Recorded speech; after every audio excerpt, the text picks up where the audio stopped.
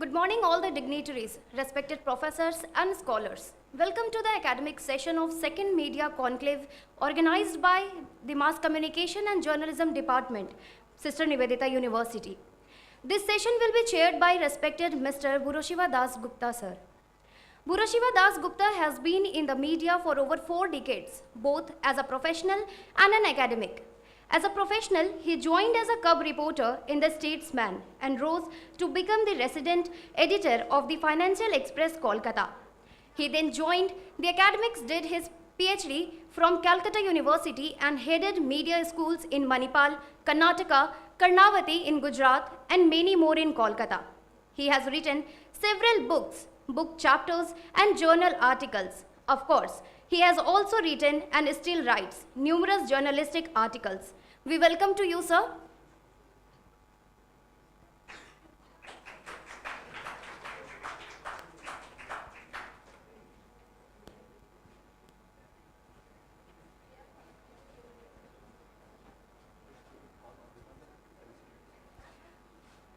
I would like to call Arindam sir to felicitate Mr. Shiva Das Gupta sir.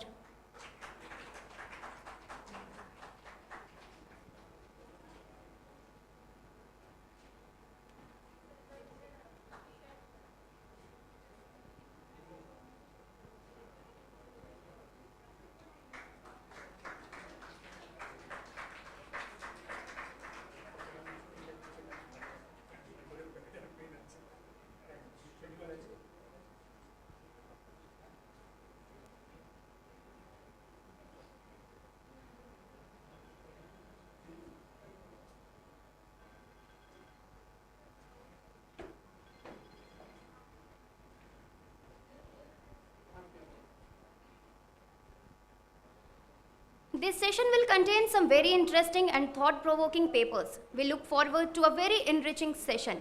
The first paper of this session is Political Communication through Social Media concerning Bihar Assembly Election 2020, and it will be presented by Mr. Vimal Kumar Singh. Second paper is Credibility in the Digital Age, an analysis of news video content distributed through Instagram among the Gen Z of Kolkata. It will be presented by Ms. Sayantika Datta. Next paper is Micro-Narratives in the Age of Social Media, exploring Twitter-rature and its impact as a new literary form, presented by Trisha Das. Next paper is presented by Professor Souvik Sur on the topic Pushing Boundaries in Visual Storytelling, Experimental Editing Techniques. Next is Political Psychology and the Role of Media, will be presented by Ms. Munmun Pal Bag.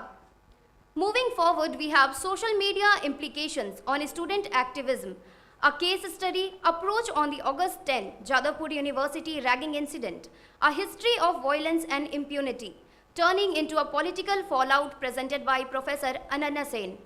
Next, we have Realms Through the Eyes of OTT Platforms, presented by Professor Rilina Kanjiral and Rashmi Roy Mukherjee.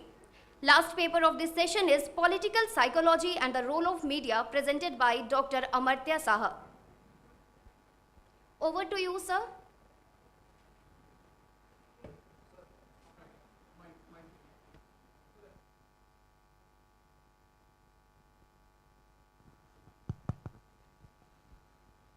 So, good morning, everybody. So we start. We have a long list and a very varied,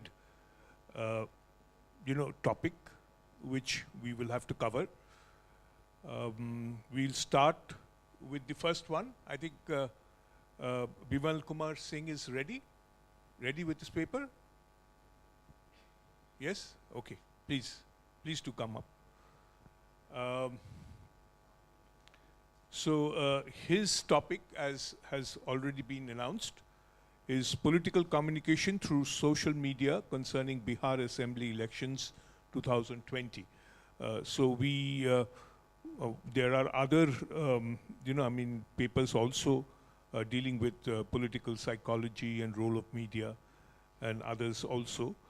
So let's see how Vimal, elaborates his topic. The only thing is we do not have much time. I hope you will be able to, summarize your paper within 10 minutes, and at least, yeah, and then for some, we will, allow the audience to also ask a few questions on your topic. So please don't, exceed 10 minutes. Okay? Thank you. Start. You can start.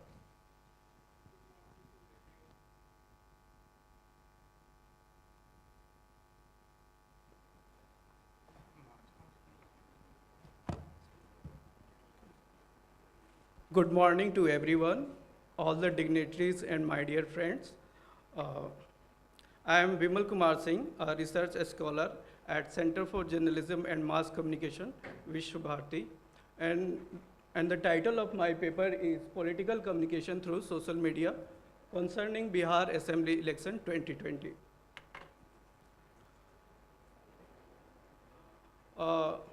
We know that social media is a collection of internet-based technology which allow user to create, exchange, and user-generated content on this platform. It includes various internet-based services for use and to participate online, contribute, and join online communities there. The term social media is a combination of two words, social and media. Social means a society or community, whereas the media is a plural of communication for the large group. And the synergy of social media forms a virtual world where people participate, communicate, and exchange their view, opinion on this very platform. If you talk about the WHO for the first time, term this platform as the social media, evidence says that Ted Leonis was the first person who coined the term social media for all these platforms. Social media has become a medium of communication in this 21st century. It has evolved over a decade ago.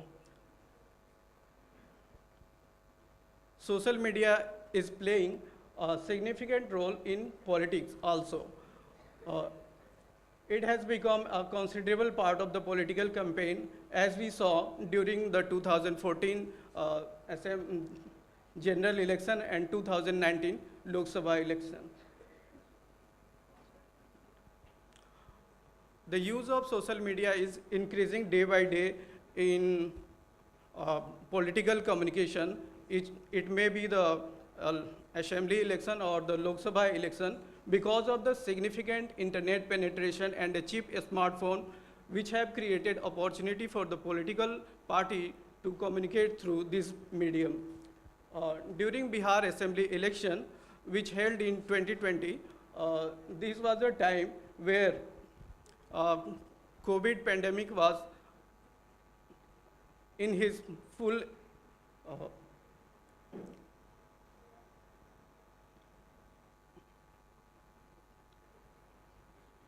yes.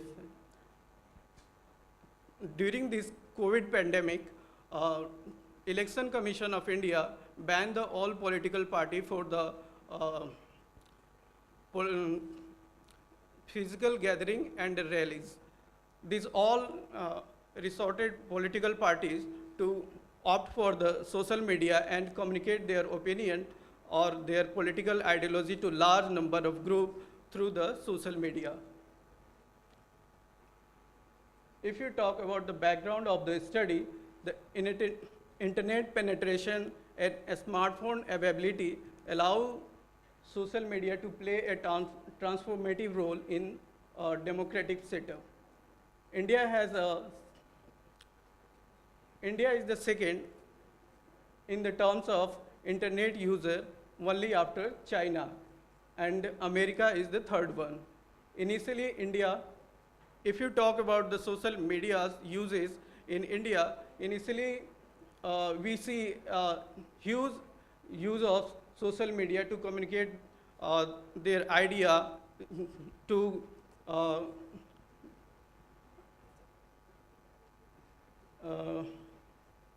to unite people on a topic during the Anna Hazare India's against corruption and Nirbhaya rape case during 2012. And in 2013, in Delhi Assembly election, the Aam Aadmi Party significantly used the social media platform to influence and affect electorate. If you talk about the global scenario and the use of social media, the Barack Obama, then the US presidential candidate in 2008, used the social media platform to communicate his political ideology very efficiently.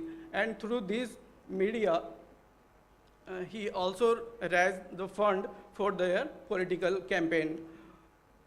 In Indian context, in 2014, then the Prime Minister candidate of Bharatiya Janata Party, Sri Narendra Modi, utilized social media platform to communicate, connect, and propagate their political ideology. If you talk about the scope of social media in Bihar, according to 2011 census, Bihar is the third most populous state and most densely populated state, which have around 58% of its population under 28 years of age, which makes it the most youth populated state. Bihar has 62.1 million mobile phone users and 39.3 million internet users. 40% of Bihar population serves the internet and over 62% uses mobile phones. Bihar has the highest internet in the rural and 37 million in the urban areas.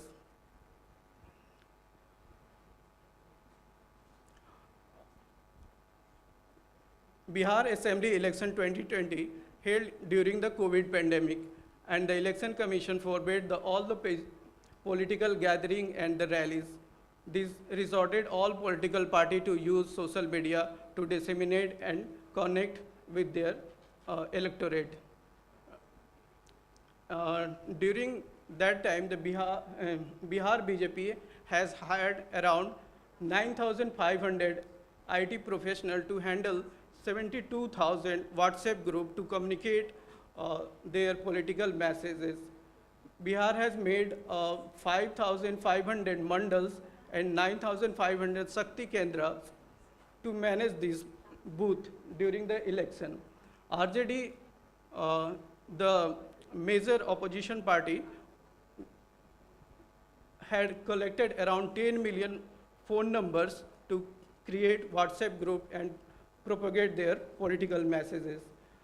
If you talk about the left party, which have the lesser resources compared to the other big political parties, they have also utilized the social media platform, and they have used with their political workers. They have not hired any IT professionals.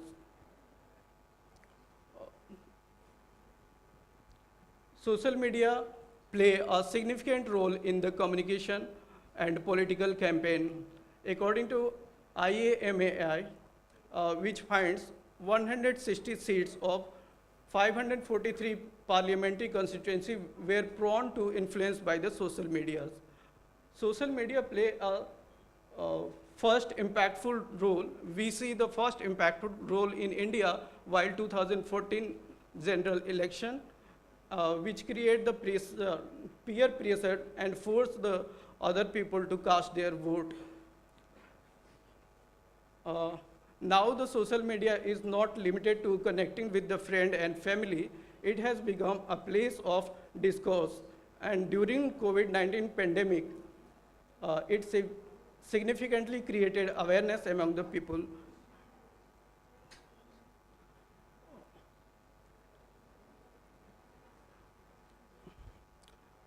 As we see, Bihar has the least internet penetration, and it has also the least literacy. It has also some below in various social media.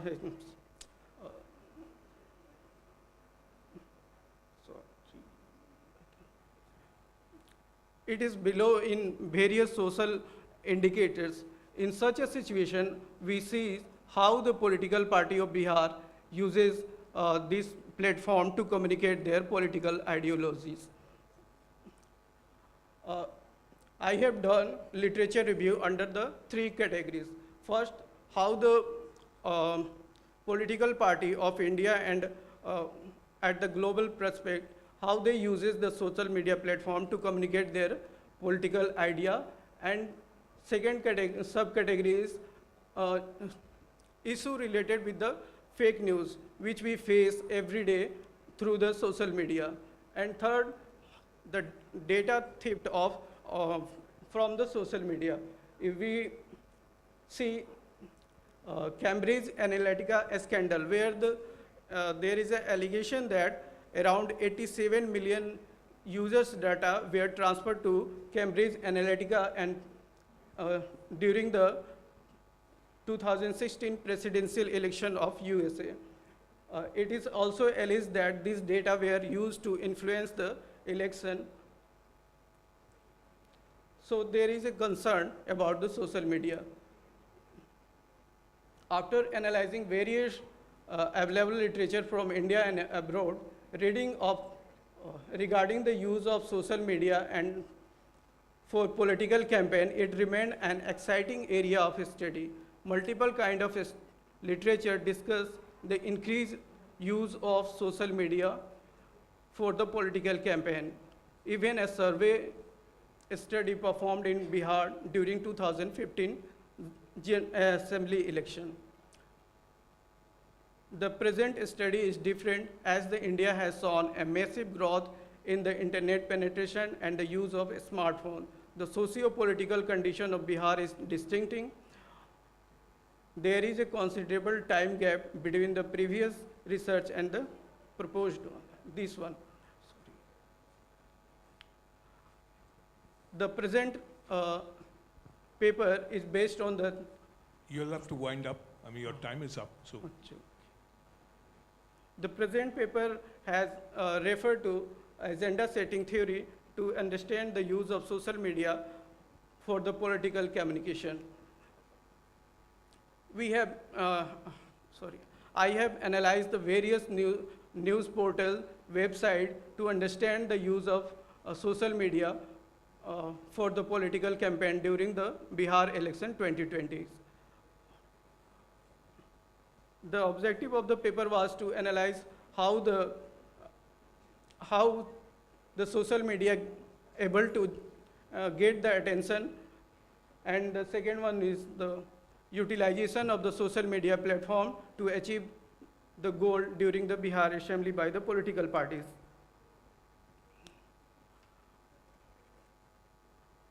so could you just, end with some of your findings? Yes, sir. If you talk about the campaign through the social media during the Bihar Assembly election, third-party advertisement was also used to defend opposition party. All the political party have used the social media to run advertisement and campaign. They have spent such a huge amount of money for the digital advertisement we can see here. In a very few, through this chart, we can understand how the political parties use their these tools to propagate their information, ideology, and to connect with the electorate. Rashtriya Janata Dal, which is the major opposition party, has collected around 10 million phone number to create WhatsApp group. Bharatiya Janata Party have created around 72,000 WhatsApp group to connect all the booths. National Congress also created around 3,800 WhatsApp group to propagate their political messages. Left Party also have created WhatsApp group at the village level to propagate their messages. If we see the advertisement through the online, they are spending here. The Jadyu has spent more than 5 million. The second one is with the BJP 4 millions, and all parties have expended hugely on the social media platform. If you talk about the advertisement, No, okay, sir. They have also used the targeted advertisement to achieve their goal, such as the targeted advertisement for the media, women's, targeted advertisement for the youth on the job creation.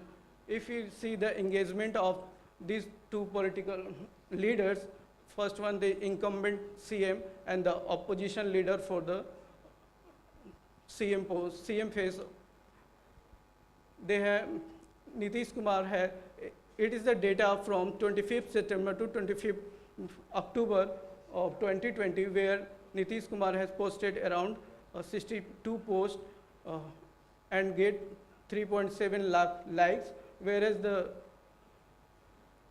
opposition leader posted 94 posts and got 47 lakh likes, which is huge.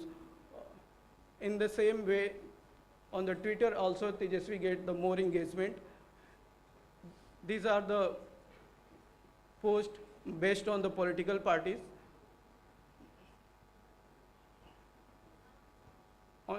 In conclusion, the resource and the energy the political party have allocated for the social media campaign depict the importance of social media in the political campaign. Political party were able to set their agenda through the social media. The main opposition party, the RJD, focus on all its campaign on education, job creation for unemployed youth, which help him to connect their messages to youth and engage them. The BJP and JDU, alliance partner of the NDA, run a specific advertisement to attract women voters. Live video chat, clips, and textual messages were circulated during the election campaign through the social media platform to connect and engage prospective voters. Engagement of the political party on their respective social media platform and viewership on the videos messages depict that the political party were able to set their agenda and got the attention of people. Political party were able to set the political discourse through the social media on job creation, employment, and targeted advertisement were propagated to attract certain community. Engagement volume on social media platform depict how the political party were able to convey their political agenda. The major political party of Bihar had hired the IT professional. If we can understand how the social media was important, that even the CPIML, which have the limited resources, has also utilized the social media to propagate their messages with the help of its workers. Despite the low internet penetration and the socio-structure of Bihar, the social media has been a vital aspect of political campaign or the communication during the Bihar election 2020. Thank you. I must say it's a very well-researched topic and done quite well. I think if you could be a little more articulate, I think he would have been made a wonderful presenter also. So before I make my comments, anyone who would like to comment or would like to have a question for him, please go ahead. Anyone? No one? No questions? Yes, sir. Yes, please. I want to ask you about, you have mentioned about the IPAC, right? So how do you feel, according to your opinion, how IPAC has impacted the Bihar politics through social media? So can you please elaborate? Thank you. IPAC actually work on the behalf of the political party to garner votes or engage voters for a particular political parties. This is they also run the Baat Bihar ki during the Bihar Assembly election 2020. which have, we have seen that they have allocated huge amount of money on the advertisement.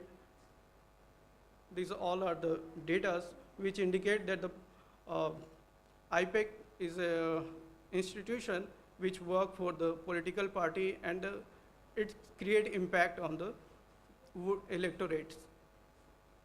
Which political party did IPAC operate in? It's Bihar? work for the all, which All the parties? yes. It matlab worked for BJP as well as for during Rashtriya Jan- 2020, it was not working for the any political party, but undermine. But the time which you took Yes. to analyze was this IPAC operational there? Did they work there, or it was later that IPAC came in? IPEC was working, but not for any political parties that time. In 2015, it has been worked. No, did it work in Bihar? Yes, sir. It did. Yes. No, anyway, thank you for the question. Any more? Any more questions? So, well, I appreciate, I mean, because in this country, especially where it's so difficult to get data, you have collected a lot of data. But I think you could have gone much more in detail. In social media also, this started basically in the US elections, I have which you have mentioned- mentioned during Barack Obama's time. You know, I mean, there are a lot of papers which has shown how each, not just, you know, the different platforms like Twitter and YouTube and Facebook, but then each, you know, I mean, Facebook, for example, was targeting a certain section of the people. YouTube was targeting another section of people. These targeting of the communities is also a very important area of study, which you have not mentioned. Like, you have mentioned the different platforms, but suppose they in fact, these IT professionals, they decide that possibly the YouTubes would be more appropriate for the younger generation.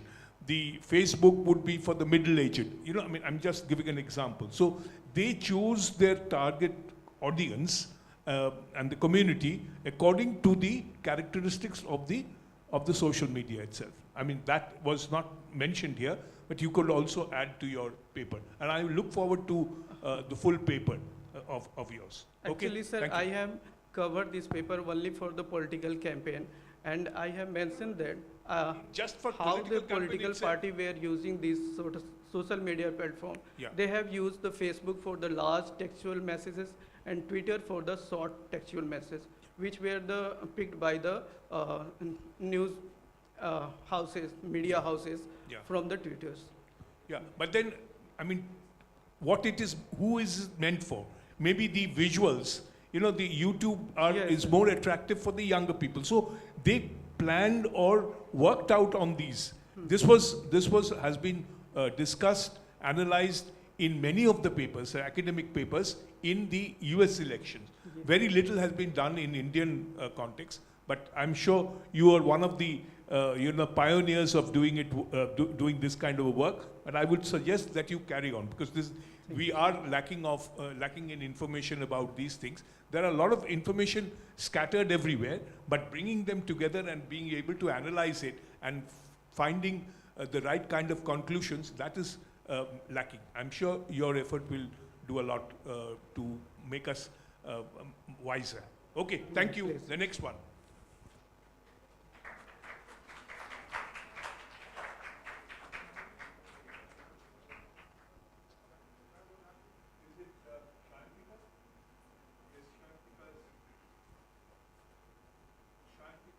Topic is credibility in the digital age, an analysis of the news video content distributed through Instagram among the Generation Z of Kolkata.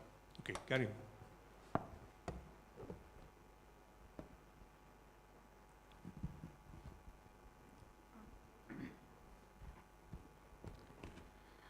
Good morning, one and all present here. The topic for my discussion is credibility in the digital age, an analysis of the news video content distributed through Instagram among the Generation Z of Kolkata. Now, before we go forward with the topic, I feel the last presenter himself has. Well, please stay within your time limit. I've already explained it shouldn't go beyond 10 minutes, okay? In our discussion. I'll be as short as possible. So I feel the previous presenter has already talked much about social media. So we'll directly talk about the technological shift that we are facing in the journalistic environment and not talk about social media in general. Sorry. So when I talk about the introduction or giving an overview of the topic, like the title itself talked about, I have breaked it down into several parts.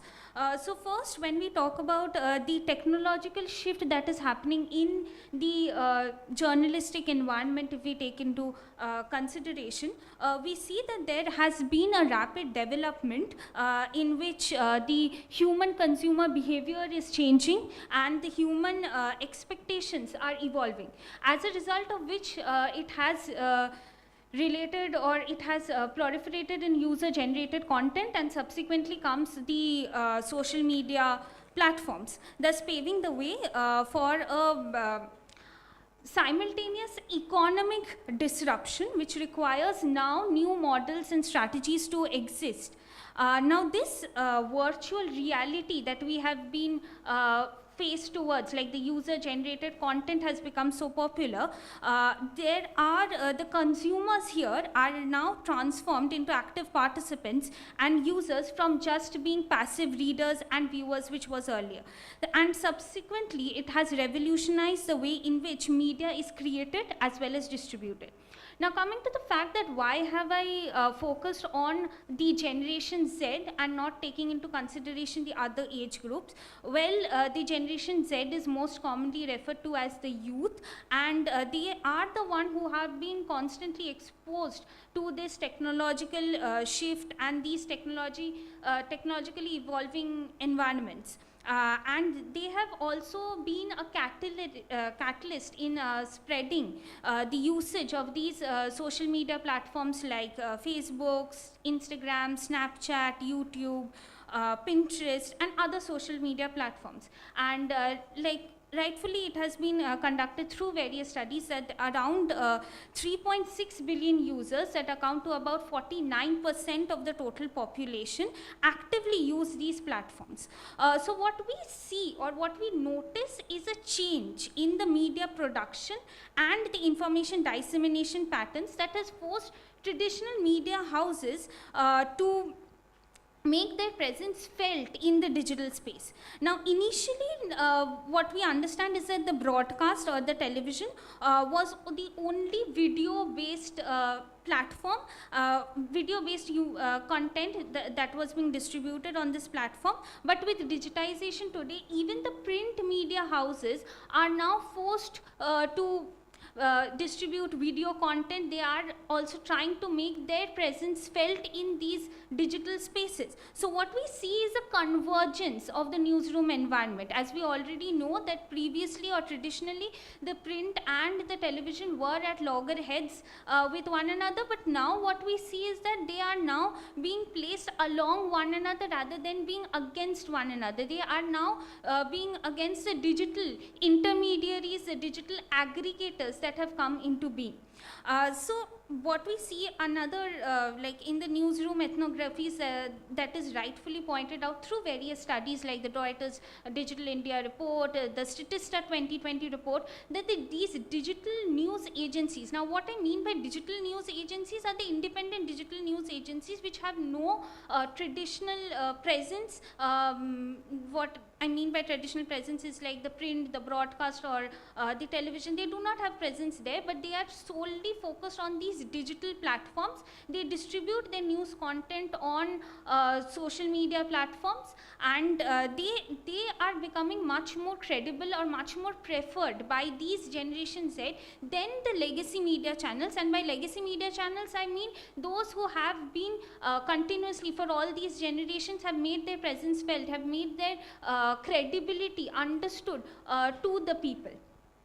Now they are being placed against one another, and rightfully the digital news agencies through various reports has been pointed out one and again that they are being considered much more credible, much more preferred than the legacy media channels. Now the other head of, in this digital environment, the other head that comes is the citizen journalist or the consumers who also become the producers of the information. Now they are somewhat like by the Generation Z, they are somewhat considered credible, and at times they are not also considered credible. Now when we talk about credibility, like I mentioned there also, it is said by Alder and Rodman that credibility itself is a very subjective term, because when we are talking about credibility in the digital spaces, one must understand that we are talking about perceived believability, and often and many a times credibility is also synonymously used with believability, trustworthiness and authenticity at times, but mostly with perceived believability and truthfulness, which I do not think is the correct matrix when we talk about credibility per se.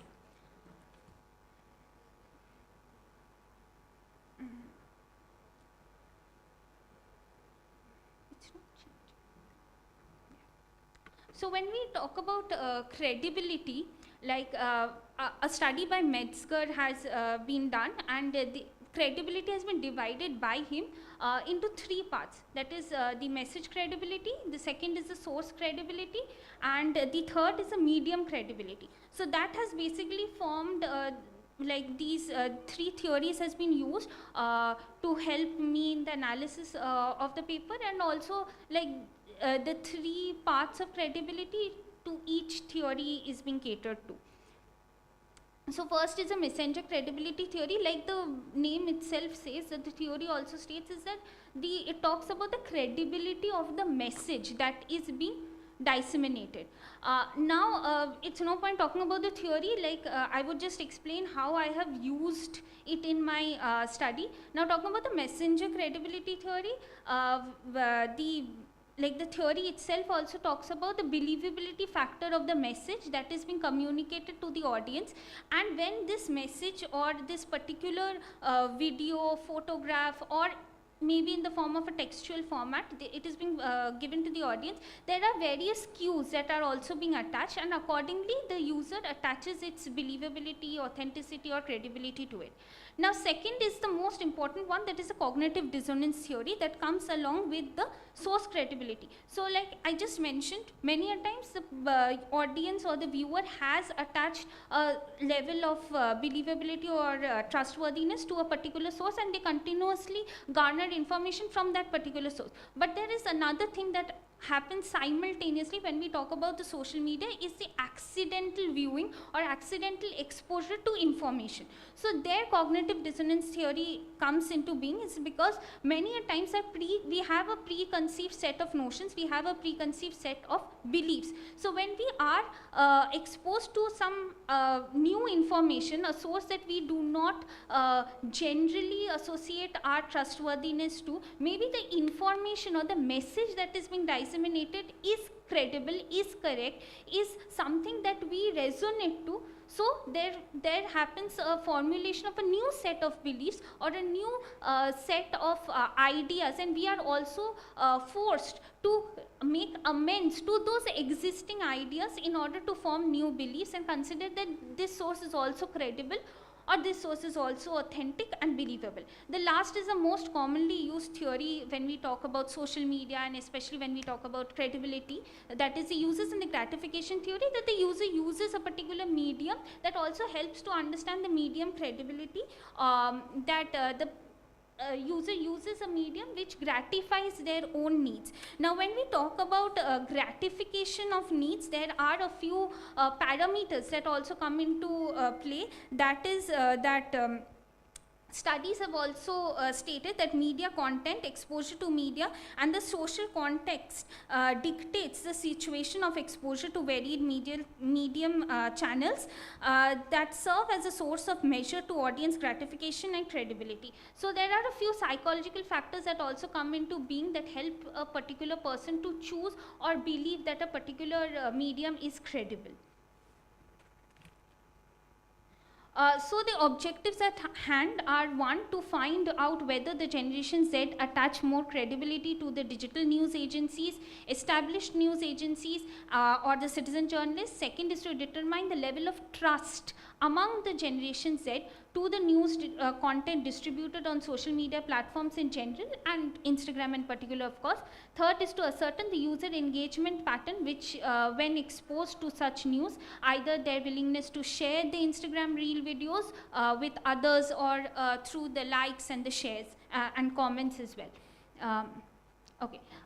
Now literature review I have done a very thorough, where I have. Well, you have already, consumed your 10 minutes, so you will have to shorten down. The thing is, you have been talking about credibility, your theory and everything, but you have not come to your other main aspects, the Instagram part, how you have used the Instagram. I think you explained how you have studied the Instagram and then the psychology or the mind of the Generation X, because you don't have much time, 2 more minutes maybe, so shorten as much as possible.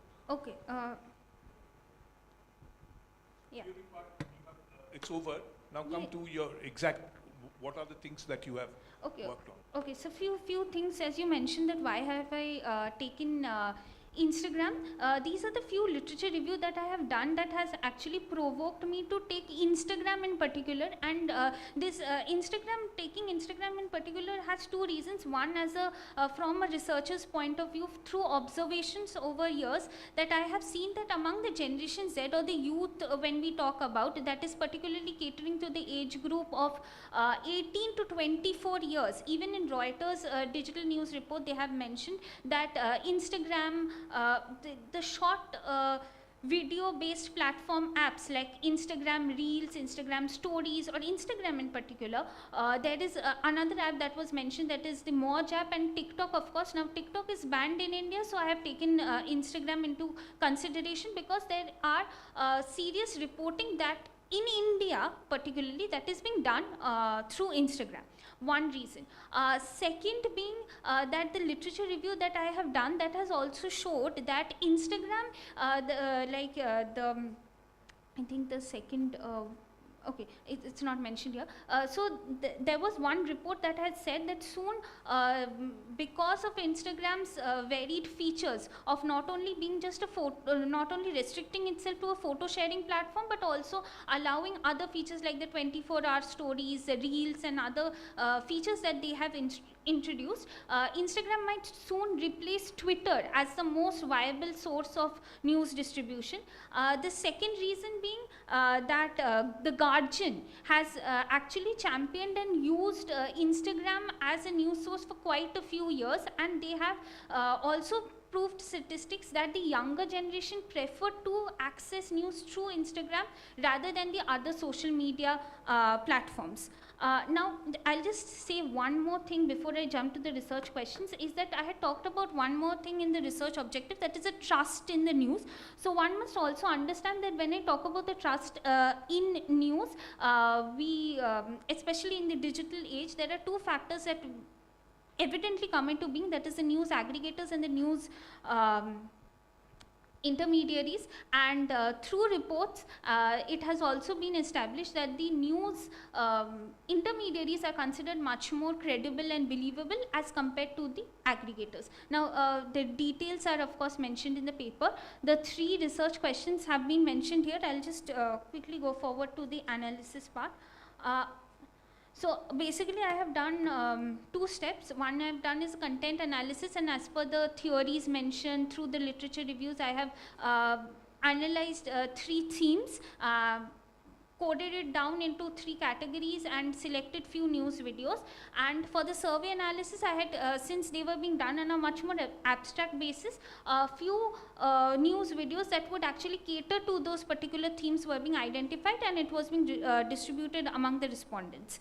Now for that, the reason why I just mentioned that the trust in the news, considering the social media platforms or the news Would you come to the your conclusions? Please, your findings. I would like to. We have understood your methods, your reviews, your methodology is clear. Can you come to your findings? Yes, sir,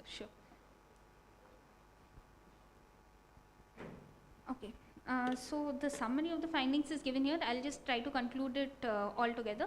The first, I've tried to analyze whether Instagram is really used among the Generation Z or not. There's a statistical evidence given to that. Second, I have tried to understand how frequently do these youth actually access news through Instagram Reels. Maybe they use Instagram, but do they actually access news through Instagram Reels or not? That I've tried to understand. I've used a 5-point scale and accordingly I've done the judgment. Third is that I've tried to understand whether they use the established news agencies, that is the legacy media agencies or the digital news agencies, or is it the citizen journalists that they attach much more believability to. So accordingly, it has been found out that yes, they attach digital news agencies as much more credible or believable, and accordingly I have exposed them to 4 news videos, and through that I have purposefully selected the print, the quint, the scroll, and I think unscripted. And these 4 also I have not done in an abstract manner. These are the 4 most credible digital news agencies that has been accredited by the Reuters Digital News Report 2022. And accordingly, it has been found out that the print and the quint are the 2 such digital news agencies that has been considered much more credible by the Generation Z. Now coming to the user engagement pattern, I had used the 3-point scale developed by Metzger for the credibility analysis, whether it is accurate, tells the whole truth, talks about the whole story, and accordingly I've tried and inputted another scale of assessment, is whether they would be interested in sharing the particular story or engage through likes, comments and shares, and accordingly they have I have seen that where the credibility rate is higher, especially when the source credibility is higher, automatically the user engagement pattern, now the impact of credibility is also higher.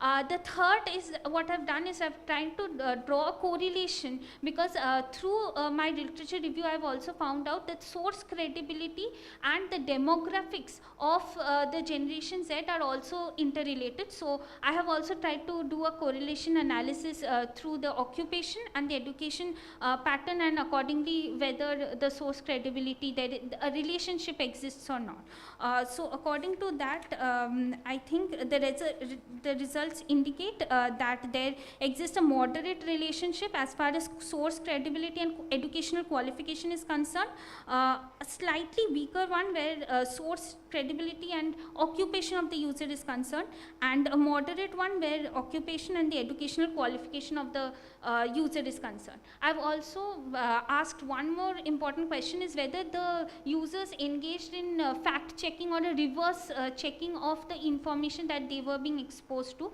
and there they had answered as yes, and most very frequently that they do, though I also understand the flip side of it, that asking it through a mere survey question wouldn't be a much more credible probably factor of analysis, but I also believe that the fact that they are aware of the reverse fact checking helps. And I feel that the study holds both academic and practical implication. And one major limitation, because I feel that every study does have a limitation to it, is that my study is a very niche study that has been done. It is done on Instagram, Generation Z, that too on a population especially restricted to Kolkata. So I believe that if it is generalized and even the subsets of other subset of population, maybe the rural or the urban areas are taken into consideration, the statistics might vary, and it would be an interesting point of analysis. Thank you. Very, very important study. I mean, a path-breaking study. And before I make my comments, any questions, please, from the audience. Please be quick and straightforward.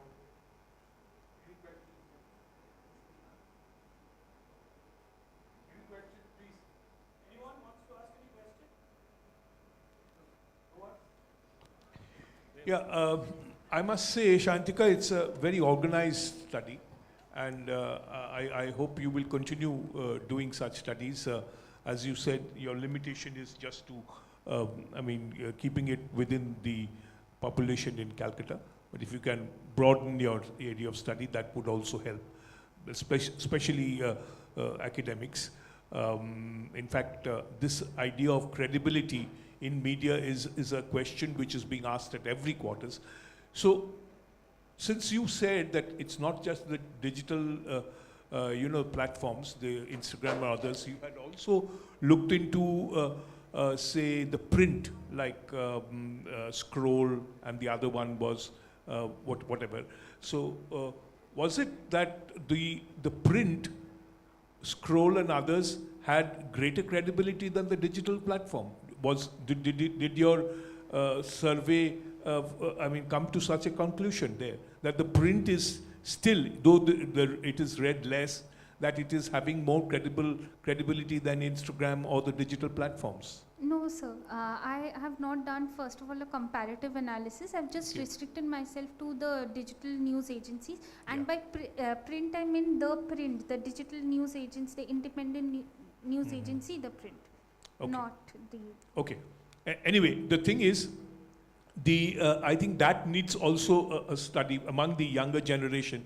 They may not be reading, the print version of Scroll, or the print doesn't have a print version, but they have a, they follow the rules of the print, print sort of writing.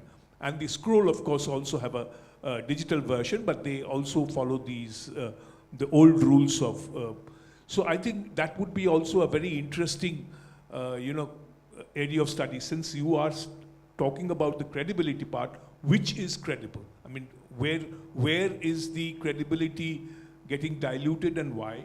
And then which are being found as more credible than the others? Maybe the comparative study would find such solution. So thank you, Thank you so much, sir. taking such a interesting area of study. Thank you. Thank you. The next, please.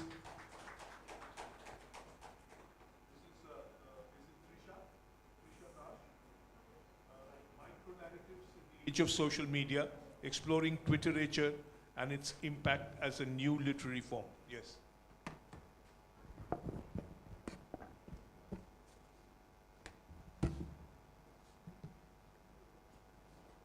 Please, the time limit we have. Oh, absolutely.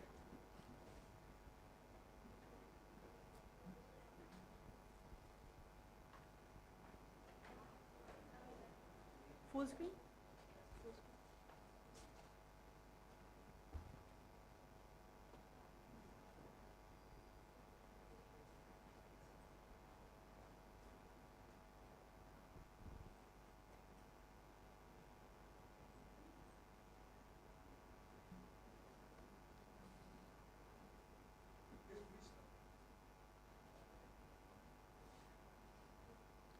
Okay, good afternoon, everyone. So the title of my paper is Micronarratives in the Age of Social Media, Exploring Twitterature and its Impact as a New Literary Form. So first of all, I know that Twitter is called X now, but for the sake of my sanity, throughout this discussion, I would continue calling it Twitter and its Twitterature. So in today's digital age, the impact of social media on literature is undeniable. We can witness a profound shift in storytelling brought about by social media platforms. These platforms were initially designed for establishing personal connection, but have evolved into powerful tools for sharing ideas and concepts. Now, Twitterature, it is a literary genre born from Twitter's 280 character limit. It's a fascinating form of storytelling that demands brevity and precision. So the Twitterature that we are seeing in the screen, it's a passage from Herman Melville's Moby Dick, and it's the first few, you can say, first few paragraphs of the thing that has been modified to fit the Twitter ka jo version. And it starts with "Call me Ismail, you could call me something else."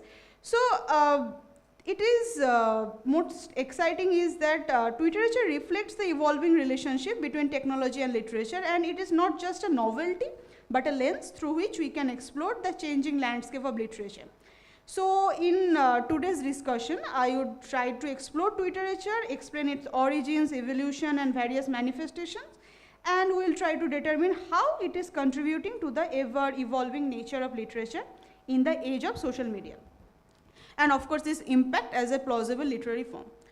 So, launched in 2006, Twitter has grown into a global powerhouse, currently recording over 368 million users. Twitter's user-follower dynamics and character limits, initially it was 140 and later in 2017 it was increased into 280, have reshaped how we engage with literature. This platform captures the essence of concise storytelling and fosters a unique literary environment characterized by brevity and short-form writing. In a world increasingly driven by digital communication, Twitter is impacting the literary landscape by creating a captivating space for both creators and consumers of literature. So Teju Cole is a major Twitter novelist, and of course he is also an author. He says that digital novels and Twitter compositions, they actually exemplify the evolving landscape of literature on social media. He underscores the creative and literary manner, and to give you guys an example, in 2009 actually, BBC Audiobook America, they featured a collaborative story named Hearts, Keys and Puppetry. It was authored by Neil Gaiman, and the story commences with an initial tweet from the renowned fantasy author, after which readers were encouraged to contribute lines using a specific hashtag. BBC then curated approximately 10,000 submissions to craft an 874 tweet piece of fiction. The book was created wholly from tweets. The first line went like this: Sam was brushing her hair when the girl in the mirror put down the hairbrush, smiled and said, "We don't love you anymore." After this, all the Twitter users, they were contributing, and from 10,000 submissions, they created a whole novel out of it. So unlike traditional literature where language delineates the boundary between prose and poetry, literature pushes writers to explore fresh avenues of expression, crafting refined and innovative sentences within the constraints of a tweet represents a unique fusion of language, compression, and creativity. In the midst of Twitter's often mundane tweets, certain sentences stand out due to their meticulous construction involving word choice, punctuation placement, and unconventional grammar. In this digital age where language often takes a back seat in online communication, literature emerges as a compelling realm where language is not just functional but a tool for artistic innovation. And Twitter's immediacy allows for direct communication and thoughts to readers, distinguishing it from the immersive experience of books. The innovative use of retweets has transformed Twitter into a setting for participatory culture. Now, what is participatory culture? Participatory culture democratizes idea creation and distribution. It transforms Twitter into a new public sphere, echoing Habermas's definition of events and occasion as public when open to all, offering emancipatory potential through active engagement. This departure from traditional top-down media production where only the experts create content for passive audiences also aligns with Henry Jenkins' concept of social interaction among users creating media text. This shift signifies a fundamental change in how society communicates and collaborates in the digital age. In his seminal work, Understanding Media, Marshall McLuhan categorizes media into hot and cool forms, stating that hot media offers a sensory-rich experience with minimum room for interpretation, while cool media engages users actively, inviting them to co-create content. This classification is relevant to modern digital literature genres where literature, for example, combines elements of both. Collaborative tweets demand user participation, contrasting with more traditional serialized fiction. This dynamic illustrates the evolving nature of media, emphasizing active engagement and user contribution in the digital age, reshaping our interaction with and consumption of information. Now, I'm going to talk about this it's a prose poetry by Jennifer Egan called Black Box. And Black Box by Egan is kind of a central part of this discussion because this text, it serves as a parable for digital media's impact on reading and as well as on human existence, because this narrative was shared by the New Yorker on Twitter. They tweeted one sentence at a time, spaced one tweet per minute for over 10 days. The prose is an extension, or we can say a spin-off from Egan's previous Pulitzer-winning novel, A Visit from the Goon Squad. The narrative describes a dystopian vision of a future world at war where women's bodies are ingeniously repurposed as instruments of defense. Within the story's dystopian future, where courageous and sacrificial cyborg women are pivotal figures, there is a foreshadowing of the manner in which technology shapes the protagonist's conception of self. This phenomenon is intrinsically political and morally complex as it seeks to confront not only the entrenched structure of a patriarchal authority, but also the subtler dominion of a consumer-driven culture that revels in self-indulgence. Now, what you're seeing is the Twitter structure. So you have to start from the end, because you know Twitter has this thing, when they tweet the new thing, it goes first and then the previous one goes last. So the last line, people rarely look the way you expect them to, even when you have seen pictures. This is the first line of the prose poetry, and it continues after that. Now, all the lines are not accordingly, it's haphazard. So what happens is that the narrative structure, it merges a linear storyline with Twitter's fragmented network, creating a distinct form of poetic expression. Black Box transcends typical Twitter-based narratives by prompting readers to reflect on their digital engagement. Egan's deliberately crafting the story's concise 140-word segments contrast sharply with the usual brevity of Twitter content. While not formally experimental, it engages readers on a profound level, challenging them to consider their relationship with technology and distraction in the online realm. Black Box contains impactful one-liners that resonate on a linguistic level, making them highly shareable and engaging on social media. It critiques social networks from the outset, highlighting the discrepancy between virtual and real-life appearances. Egan's narrative is focused on technologically enhanced characters, serving as a commentary on our reliance on digital tools to project curated versions of ourselves. The story prompts us to ponder the complexities of digital identity and authenticity, which can be seen as a form of security concern in the modern age, where the online persona may not reflect reality. The first line goes, people rarely look the way you expect them to, even when you have seen pictures. Social media, anyone?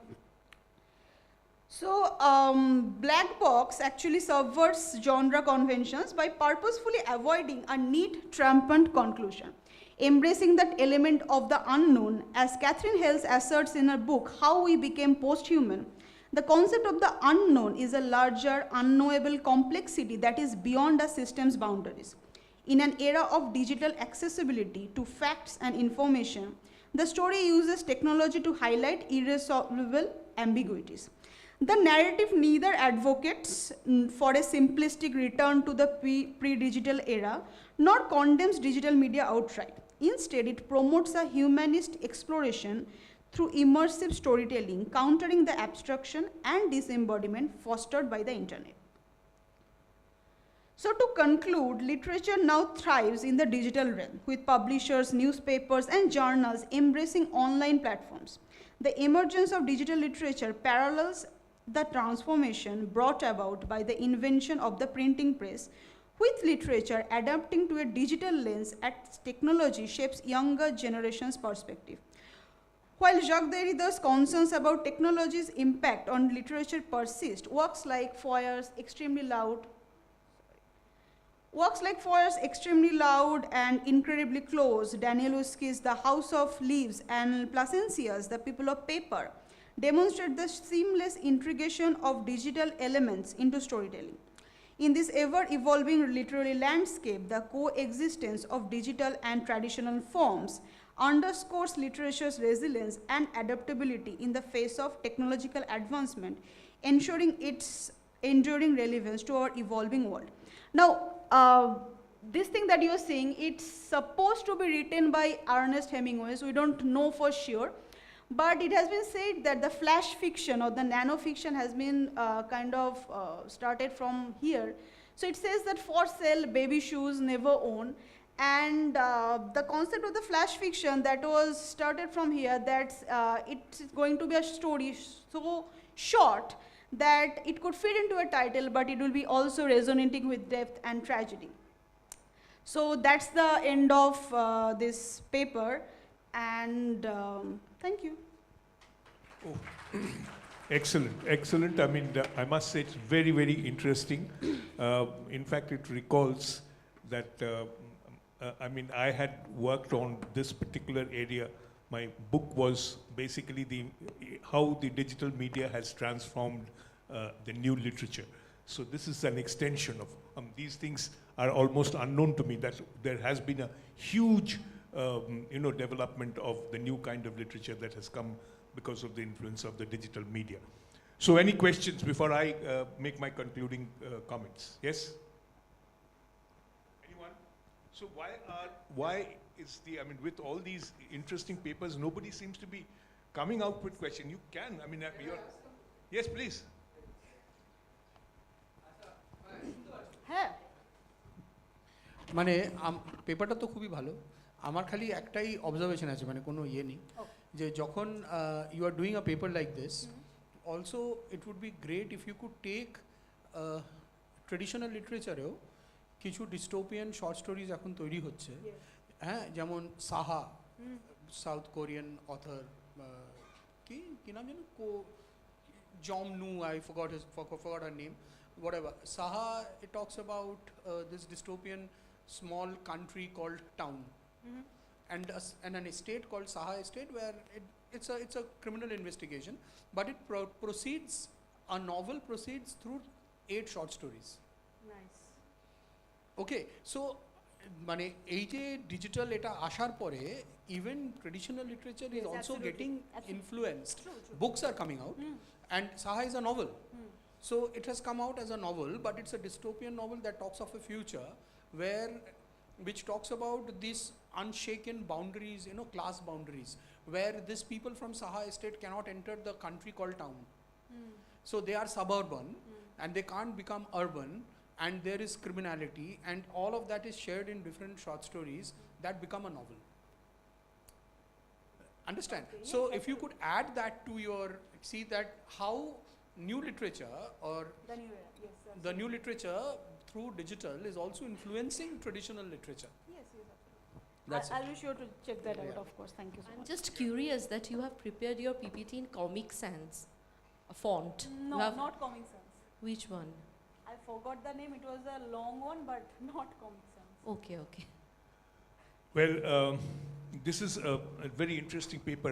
I hope I had the time to elaborate on it, my ideas on this, the impact of, the digital media on literature itself. But then, for lack of time, maybe we will find some other time to discuss this. But I have to comment on one thing. So, though it's so interesting, and she could have gone on and on, I hope you know that there is a book which is called Twitterature. Yes. Yeah, and Actually, the Moby Dick portion, I took that from that book. yes, it has some, like Shakespeare's Hamlet Yes. was written in the form of a Twitterature. Yes. Just in a few words, it has been compressed into a few words or that kind of a I thing. couldn't put that in my PPT because the first line the third tweet says, Yeah. "This shit goes crazy," and apparition.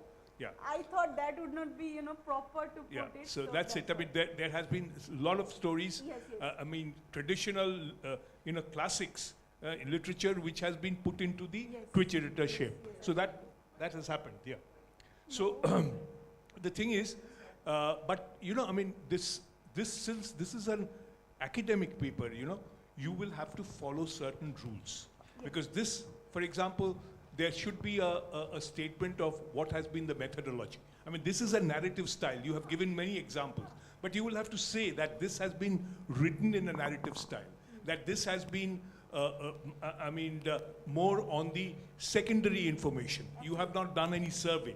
So any academic paper on media, because these are formats which you cannot ignore. When you are, trying to write it, maybe for a conference it's okay, but when you are writing for a journal, academic journal, you will have to follow a structure. This lacks a structure. It has to have a, that three-part thing. What is your objective? What is your methodology? How you have written? So that has to be put into that structure. And what is your findings? So that, unless that is done, it will not fit into an academic journal. It will be rejected. So you have to keep that in mind. The paper that I wrote for this, it was over 4,000 words. Okay. So I had to like super summarize it to fit into this. No, that's okay. But Yes. that is okay. Usually those papers, the papers which you have to publish in an academic journal, it can have 4,000 words or 5,000 words. But it has to follow that structure. You will have to mention what is your methodology, what is your findings. You can't escape from that. For any academic journal, that three-part structure has to be there. So it is a very interesting topic. It has been, the way you have narrated, the narrative style is fine. But that structure has to be mentioned. Okay, thank you. এই একটা ছোট্ট জিনিস আমি add করবো, এই মনিকেও বলছি, মনি এই আমাদের যখন লিটারেচারের কথা বলে, মানে লিটারেচারে আমার মনে হয় লিটারেচারে the earliest form of tweeting a story is James Joyce stream of consciousness. Obviously. ঠিক আছে, Sinbad the sailor, Jinbad the jailer, হ্যাঁ। So absolutely, and you can reconstruct the story as you like it. মানে একটা সাদা পাতা, মানে you read it. I think the very earliest was Tristram Shandy. Tristram Shandy, yes. Absolutely. Because it has blank pages. Blank for the pages in readers to between, fill. yeah, for readers to feel, and negative space, Negative space, complete, yes. absolutely. So all of that can be put into it. Yes, absolutely. Yeah. So the next is Shovik Shur, pushing boundaries in visual storytelling, experimental editing techniques.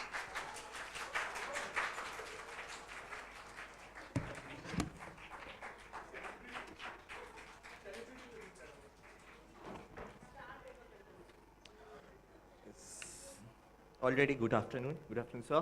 Good afternoon, all the respected. Okay, sir. In 10 minutes, I will wrap up. Okay. Good afternoon, everyone. My paper is pushing boundary in visual storytelling in experimental editing techniques, or rather in video editing techniques, I will say. I have tried to show various experimental editing techniques that we follow by knowingly, unknowingly. In my research paper, I will be showing that. Starting from what we understand by visual storytelling is the combination of videos, audios, graphics, animation, everything that is visually, we are trying to tell a story to our audience. To tell a story to the audience, we follow some of the experimental editing techniques, that is fast-paced editing techniques, slow motion, adjunctive editing techniques, repetition, avant-garde editing techniques. These are all are the experimental ways which the filmmaker or the director or the video editors use in their post-production to make the audience more engaging, or to give the sense that, okay, what happened? What next? My literature review starts in such a way that most of the people who are associated with post-production or production houses or any of the news, they will understand about the montage, or in news or in media fields will understand about the montage. They will say that montage is something which is started in a decade ago, but I will say that no, the concept of montage is something which came long back in the year 1925. A director or a video editor named Sergei Einstein, in his battleship of uh, Potemkin. He made a cinema in 1925 where he first showed the skill of montage, where you give the videos in such a way that it give a brief about what you are going to show. We can't say that the montage is something really to a decade ago, but the experimental editing technique, it evolved much more after in the 90s, I will say, because with the advance of the softwares that we got, like Premiere Pro, FCP, then is the Final Cut Pro, DaVinci, Avid, all this technique. Previously, the editor used to cut the flame and have to use this technique, but currently this all could be utilized in this softwares that we have. Some of the editing techniques that I will talk about, the experimental editing technique that is experimentally used. Our first one is data moising. What data moising is something, is a technique in which we play with the data and create something new. That is the most important technique which I feel that in experimental editing technique, or it has been not, I feel, most of the directors also use their data moising technique to give this kind of a feeling where you play with the data video or the video data to create another visuals. Second is the glitch art, where you can play with the color of a particular videos. You can distort the videos to make give a concept. Next is the split screen, where you can simultaneously show 2 or 3 videos in a screen for the audience. Fourth is fast cut, fifth is slow motion, and all this technique is used in many of the film, like Mulholland Drive, The Trees of Life, Vertigo, Fight Club, 2001, Space Odyssey. These techniques, the directors, you can see from 1968 to 2011, most of the directors use their this kind of experimental technique in their cinema to showcase the concept, or to showcase why we need this technique, because to give a confusion to the audience or distortion what has happened. Why this scene came after this scene, or to give a times and the space gap between a particular shot to a next shot. I will, in details, I will say this in my next, in few of my slides. I will say a little bit about the editing techniques in detail, that is disjunctive editing. Disjunctive editing is something where you do not follow the continuity of the shots. Means if I want to shoot a particular scene where my character is moving from a stage to outside of any of the building, I won't follow. I will show him show him or her in front of the stage, and I will show another character in some other place. I won't follow what to show one after the other, or I will discontinue the things from a particular time, place to another thing.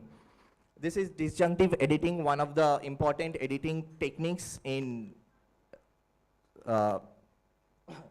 experimental editing technique. Second is avant-garde editing technique.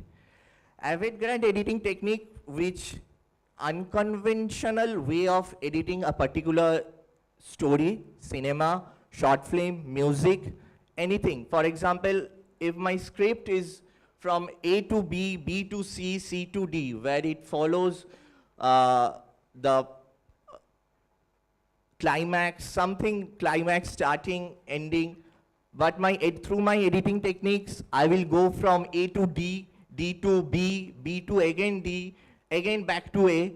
But the concept of the story would be same. But through my editing techniques, it would change the audience perspective through my editing techniques. This avant-garde editing techniques, it can change the audience view of seeing a particular cinema or short film, anything.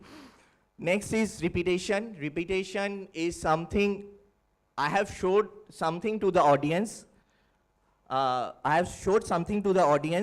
But again I'm showing to the same thing to the audience. Why should I show? Because it is giving a repetition. It is a particular, particular way of editing a visual to hammer the audience. Okay, this is very important elements in my visuals or important thing to show to my audience. Next, more of the techniques that we use, or that rather directors use or editors use, is jump cut, freeze frame. This freeze frame technique, I will share a little bit about the freeze frame technique. I have told you about most of the Hollywood films that in my previous slides that Hollywood films director use. No, even our Indian director, late Satyajit Ray, has used this freeze frame concept in Gupi Gain Bhagabain, where when Gupi Bhaga was freezed, when they saw the ghost for the first time, this freeze frame technique he used. Then intercutting shots to show simultaneously two places at the same time to give the engaging, to make the audience more engaging. Okay, this is happening at this place and this is happening in the next place. To engage the audience, we use this intercutting shots. And serial editing is something which is to start the cinema or to show the editing in which we make a cinema or a short film where we start with an abstract thing, a broken chair showing at the first, surrealism. Next, a broken camera. What to do with this at the first shot? Not even the name of the movie, not even nothing. Why to show? There was a cinema, one second. This in the middle picture where the cinema starts with cutting an eye of a girl with a blade. This is a surrealism editing technique. Okay, next. Okay, critical analysis that I have made through my paper was that the sense of confusion. Why this scene happened after this scene, or why this came after this? It gives a confusion to the audience or the viewers, whoever is seeing the videos or the cinema or the short film, anything. This editing technique can be applied in any of the videos that we edit. And second, it gives a urgency to the audience. Okay, next what happened? Next shot, what we'll get? Next, what will happen? Next, what we'll get? Then, if you want to show lots of information, for example, your script is 1,000 page, and if you want to show it to the audience in very 15 minutes time you have, through your first cuts, one shot after the other, split screen, we can show this information very fast, very quickly. We can create a rhythm to it. We can give a audience a new perspective of viewing the concept or the viewing the book into new world. For example, everyone has seen have read Harry Potter book, but sometimes we miss a particular scene from the book because due to the lack of time, we can't give or induce or include the script into the cinema. So fast editing techniques is through fast editing techniques, split screen, advanced grading technique, we can introduce or we can conclude it to the experimental editing. Udit? 1 second, not over. This is the concept why I have used a black screen. I have given a technique where I have distorted the mind of the audience, even sir's mind, that my presentation is finished. This is the power of editing. This is the power of editing. But Shobik, your time is up. Okay, so sir, finishing in 2 minutes. So the benefits of editing experimental technique, it gives a new view to the audience. We can give engaging and impact our audience, just like that you have seen. Audience exploration, recognition, and innovation of storytelling. And there are certain limitations. You need a good people. Complexity is there of editing a story. Then emotional impact can be hampered. Why this, that? And lastly, I would like to conclude through my story. The traditional editing technique is good, but the experimental editing technique or the experimental technique of following or editing it is the new concept or the new way of telling your story into different way, into new way, where everyone, most of us goes to shop to buy something or vegetables from the market. But editor is someone, video editor is someone who creates the food and present it to the plate, is where he or she present the final product. Video editor is that cook where the cameraman can bring any kinds of footage through his or her editing techniques. He or she can give a beautiful product, and I will conclude with a thank you. thank you, Shobik. Thank you, Shobik. Before I comment, I mean, I need somebody to at least speak up. Speak up, and this is something which is very close to your heart, the editing part. Anyone have any question, please? Because it's a complex subject spoken or described in a very simple way.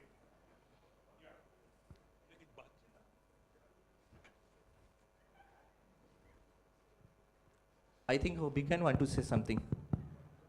Obigyan. Gaurav, Obigyan. Yes. Anyone? Yes, Yes, sir. Obigyan. Obigyan is there. Okay. Good afternoon, sir. Sir, sir, my question is, you have put editing techniques and all the techniques put on paper, like in theory. Mhm. So, do you think it will evolve much farther, or we have put a stop in that? No, it will evolve. It will evolve from, if we see from 1925, the montage concept came in the battleship of Potemon. So there was no concept of split screen, there was no concept of split screen data processing or fast editing. Everything was slow editing, it started slowly, but it evolved slowly. In future, with the advance of the softwares, with the advance of the human brains that is going, I think, or the directors think that more of the experimental editing techniques will evolve more. There could be more of such type of editing techniques could be coming, and this concept which I have shared just now will become a path to it. So, I have another question. Yes. Do you think in future the importance given to directors now will shift to editors more? No, I won't think that this will happen because a director has its concept. All the editors doesn't follow the experimental editing techniques. And when most of the directors in Hollywood or Bollywood are the editors. If you go from anyone, they know how to edit, but editors will have an importance, but not as importance as a director will have. But an editor can change the concept of the whole story through his power of editing. Thank you, sir. Thank you. Thank Any you, sir. other questions? Shobik, Yes, sir. I have a very, in fact, two questions. Okay, sir. And I would like you to take a thought and make an answer. Okay. First, is while it's so interesting, the editing, the evolution and the complexity that is growing and is becoming more and more precision, based on precision. You talked about Eisenstein's beginning of the Yes, sir. theoretical aspect and how it started Mm. and everything. But then now it has deviated from that and it has become very complex and a very technical issue. But tell me, I would like to talk as someone who is not a media person, as a common man, who would like to understand how does this technicality have its relation to, because that's also the topic of the subject or the conclave, how is it this editing in media, which is a very important area, how is it relevant to the society or culture? In fact, there are questions raised that with the technicalities that you have, like putting, that is editing also, putting somebody's head into somebody's body, there you are creating more falsehood than imitating the reality. So, should there not be an ethical rule for editing? You can do anything. In fact, that was a major area when, Barack Obama's, face has been shown to speak a terrorist language. Those things are happening. So that is a major concern for the society with the development of, the finer aspects of, editing. And this goes on happening, then what happens to the technique itself? So that's a question. So the evolution of technology or the evolution of the video editing is possible only when the evolution. I'm talking editing in general. In video general, editing, yes, music yes, editing, everything. Yes, Yeah. sir. Editing. Whether it is adding to. Yes, editing in any aspect. Editing will evolve more when the technology will evolve. For example, if before the software evolution started, when the computers was there, the directors or the video editors has to cut their film through a scissor and do the kinds of editing. There was no concept of data moising or glitch art at that time, or if they had to do it, it was a huge task for them to do it. But with the evolution of the technology and the evolution of the softwares, this has become a more easy part. And coming to your point that some of the ethical or some of the belief from our inside, we have to keep in mind that we should not, as we are educated person or we are educated people, will not create something. Everything can be created. For example, I am standing at this point of time through my editing skill, I can remove myself and put in between something. But because I'm presenting a paper, my face should be visible to the audience. It should not be someone else's face, so that it doesn't go ethically or it creates some unethical thing for the viewers to see. The question is basically that, because the editor can pose a real threat to society's, the health. It can be adding to the misinformation. There has to be some ethical. It can add unethical things to the head of the society. It is adding, yes. It can add, but stopping the unethical thing going into their head is the purpose of the professor like us, to not to showcase what are the bad thing which you should not follow, we should not do in editing. Even if it is the work or the duty of every individual to show that, okay, this is unethical. For example, we should not steal money from our parents' pocket. This is unethical. As similar, it is unethical to show or make some videos or edit some footage or edit a picture where we should not give a Barack Obama's head into a terrorist head. This, as the parents teach us, stealing of money is illegal or it is unethical. It is the duty of professor like us to tell our students this is unethical, it should not be done. Okay, the ethical part, I mean, Yes. just a small addition Yes. about your paper. Yes. You need to understand, as I spoke to this previous, I mean, there is a method in the presentation. Yours sir. is a very good and a very detailed one, but I mean, when there is an academic paper, it has to follow a structure. Okay. So those, how you have done it, I Okay. mean, that description of, you know, I mean, description of the different kinds of editing and everything, that has a style. Yes. Meaning it's a narrative style. So when you write a paper, I mean, for the presentation it's fine.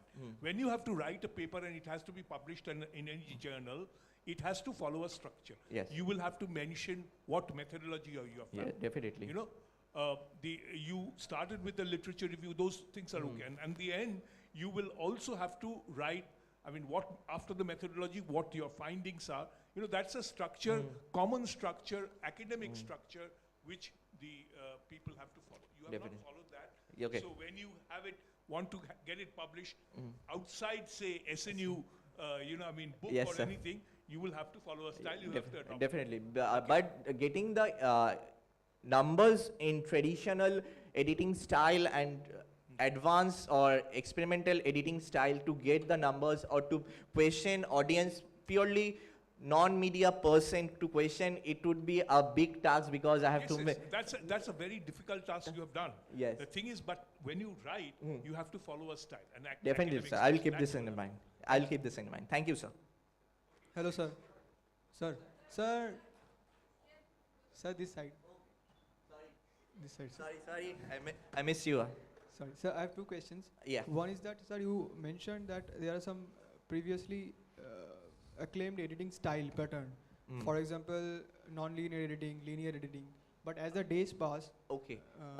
Let me interrupt it. Non-linear editing and linear editing is two different concepts. Yes, sir. Non-linear I have totally done my research paper on non-linear editing. Okay. Yes, sir. Yeah.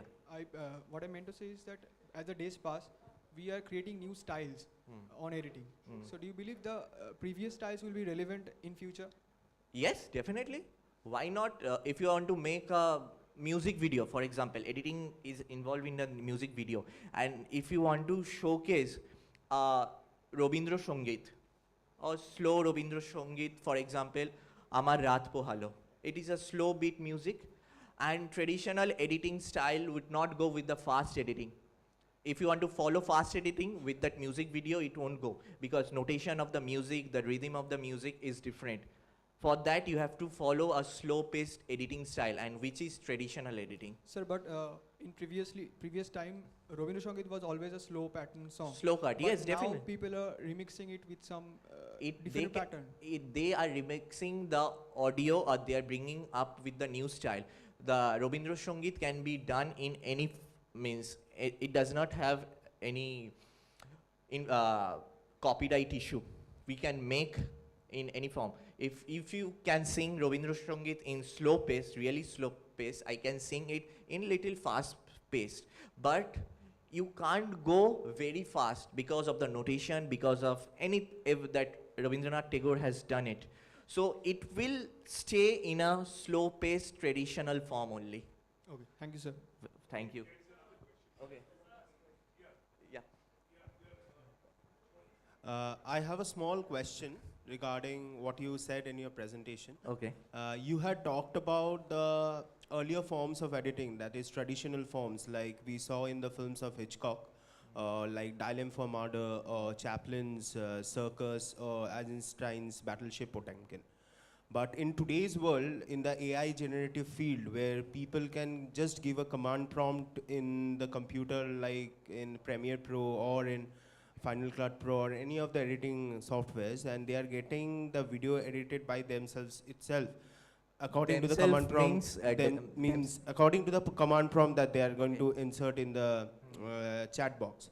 So do you think that people are really eager to know the different forms of editing techniques in today's modern world?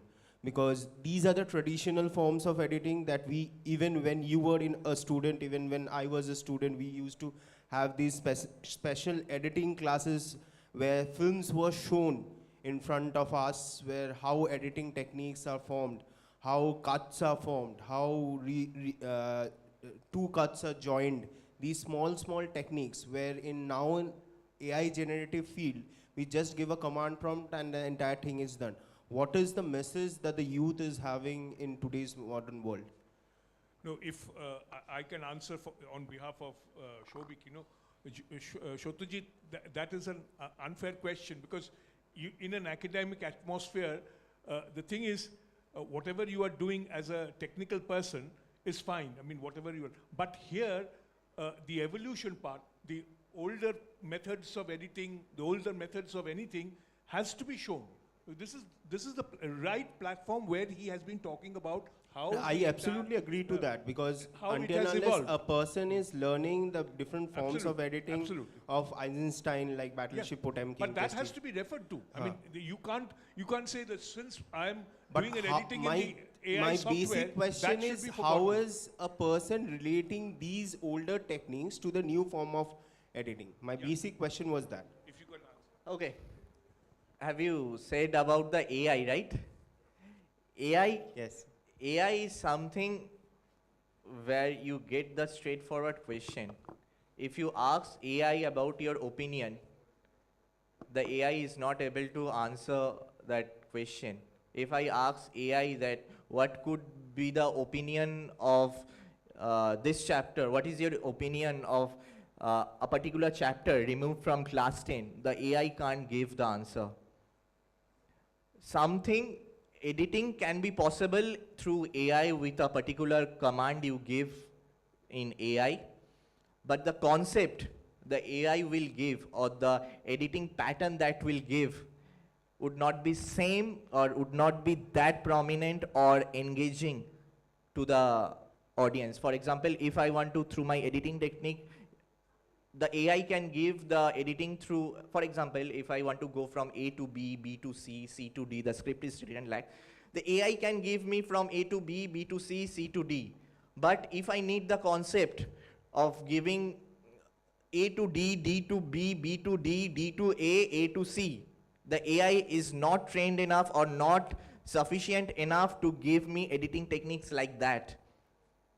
So getting to that point of time is it will take another 15-20 years, and more the techniques will change, our advancement of the software will change. Before that, before AI evolves, let our human beings brain evolve.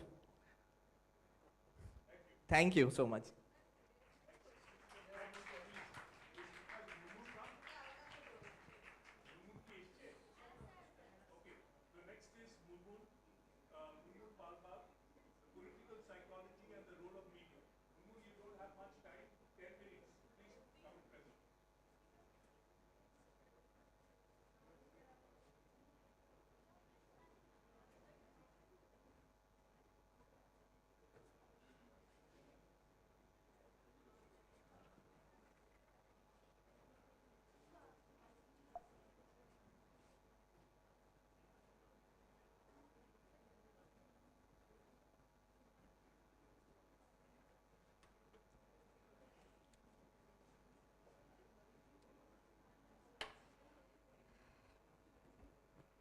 Hello.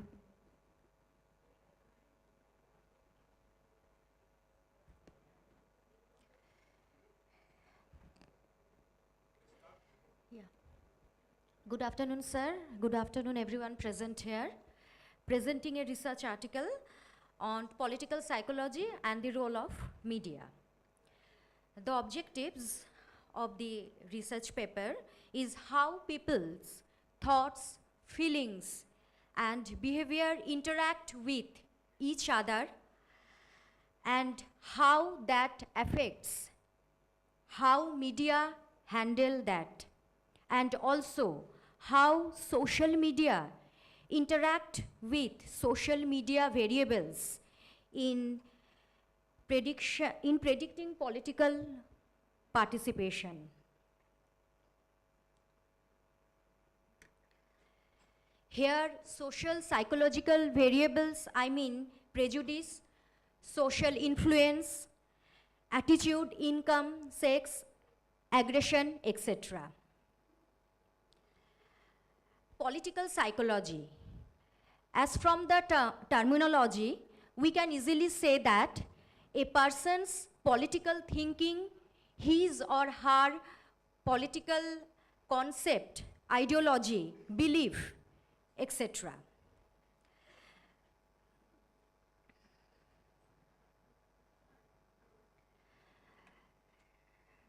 A figure has been showed where the most prevailing social media and digital media have been, I have just said about the most prevailing social media and digital medias.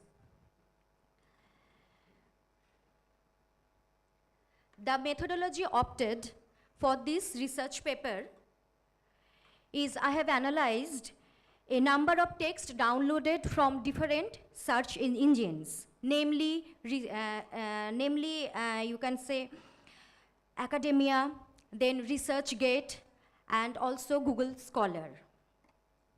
To make the study more effective, the follower numbers of different political leaders, starting from national to the district level, has also been followed. The most used social medias are Facebook, Instagram, and Twitter. A chart has been prepared for making the paper an effective one. Starting from the heavyweight political leaders and ending with any decreased, and it just decreased.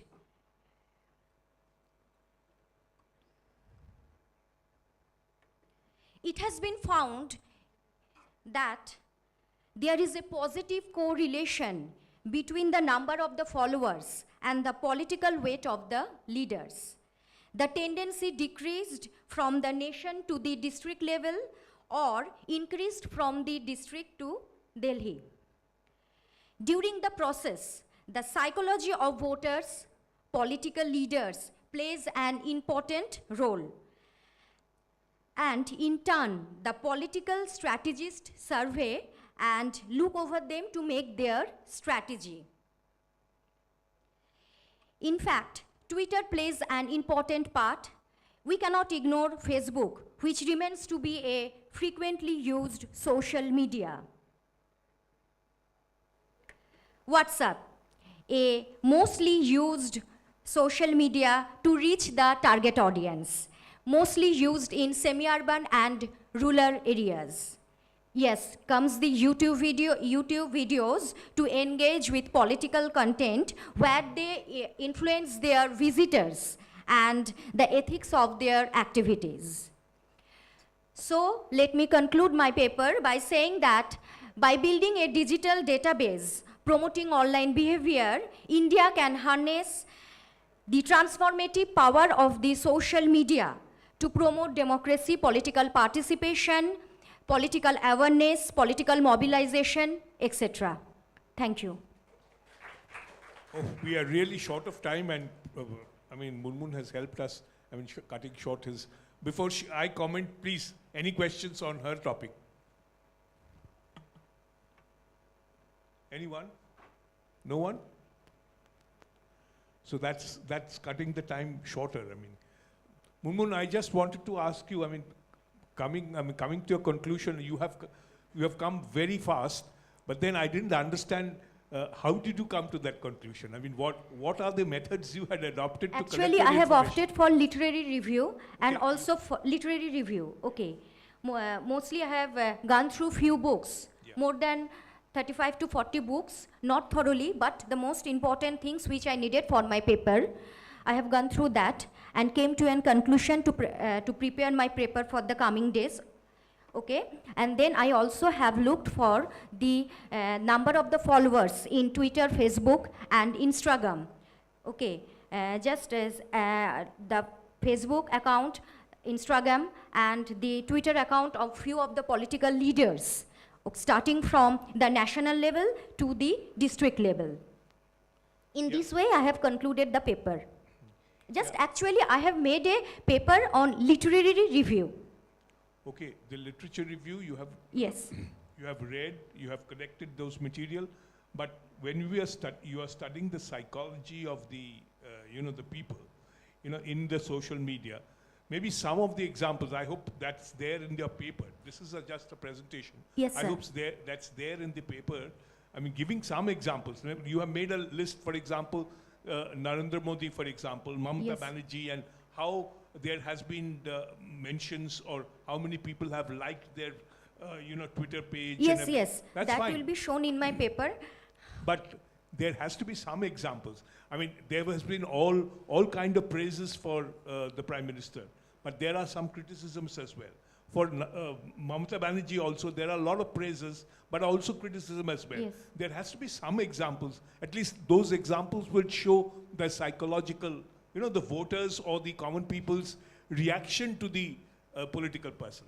So unless you give some examples of Okay. what, what they are thinking, then your study of this political psychology or whatever the psychology of the people are, because you are studying the political psychology of the people, of the voters. So we need to have some examples of how they think about the Prime Minister, how they think about the, say, the Chief Minister here in West Bengal. So those examples must be there. Otherwise, Okay, your paper won't be complete. Okay, Okay. sir. That will be followed and will be done. Thank you. Thank you, everyone. Next is Anurna is here. Yeah, please. Anurna has another topic. It's social media implications on student activism. A case study approach on the August 10 Jadavpur University ragging incident, history of violence and impunity turning into a political fallout. Good, it's a very contemporary subject. Let's see what Anurna has done. Good afternoon. Yeah, I'll keep in mind. Good afternoon, one and all. Excuse me. So as sir mentioned, my topic is social media implications on student activism, and this paper has tried to build up a case study approach on the recent ragging incident that happened in the JU campus on August 9, following to the untimely, unfortunate demise of a young new entrant in the university hostel. Next. Okay. So by student activism or campus activism, it's the work by students to cause political, environmental, economic or social change. And this can lead to some positive outcome, it can lead to some negative outcome as well. And in addition to education, the student groups that play central roles in, roles in democratization and winning civil rights. And it is not something which is a very new concept. We all know about it. Student activism or campus activism, it's a movement by college or university students to create political upheaval, transformation of economic reforms, suggesting social changes, fight for causes, and many. And the examples of student movements have been very eminent, have been in the history, recorded in the history, including the struggles in American history, such as civil rights, anti-Vietnam movement, Kent State Massacre, and the very much hyped Me Too. Okay, what happened on August 9, Jadavpur University, following to the demise of, in the early hours of August 10, in the youth hostel, basically, with the demise of a young new entrant. His name was Shopnadeep Kundu, and the cops found deep welts in his body, and we all know about it, so I'm not getting much into the incident that happened. Okay, so the objectives of this particular paper is basically to analyze student activism or on university campuses and youth hostels, and that also slacktivism, that is the way we promote a social cause or way we comment on a social cause online using the social media handles. These things had led towards diverging opinions in our new digital era, and the people out there, the netizens out there, they are not that I would say naive. They also have their own subjective opinion on this. So it's not that the student activists, whatever they are posting, they are taking out on social media in the digital world. People are always accepting that. So this particular paper will explore deep into that whether people are completely kind of accepting whatever coming out in the social media by the students, and or they have their own rational way of thinking, coherent way of thinking. So also how are common netizens perceiving this unfortunate incident and their reactions, because this particular incident was about ragging in the university campus. So there was in the methodology part the paper has revealed some through some comments through the comment threads that people are of divided opinions when they are saying that ragging can be kind of in the campus, in the university, it can be stopped by mere surveillance program.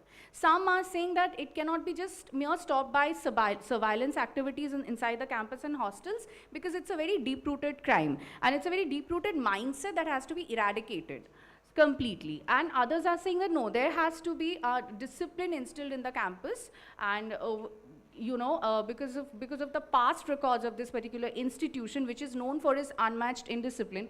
So it is very much mandatory. This strict vigilance is very much mandatory. Okay, also whether the citizens are in support of illicit campus and hostel activities and how they are reciprocating to the social media videos and posts via their feedback mechanism. So the feedbacks are studied.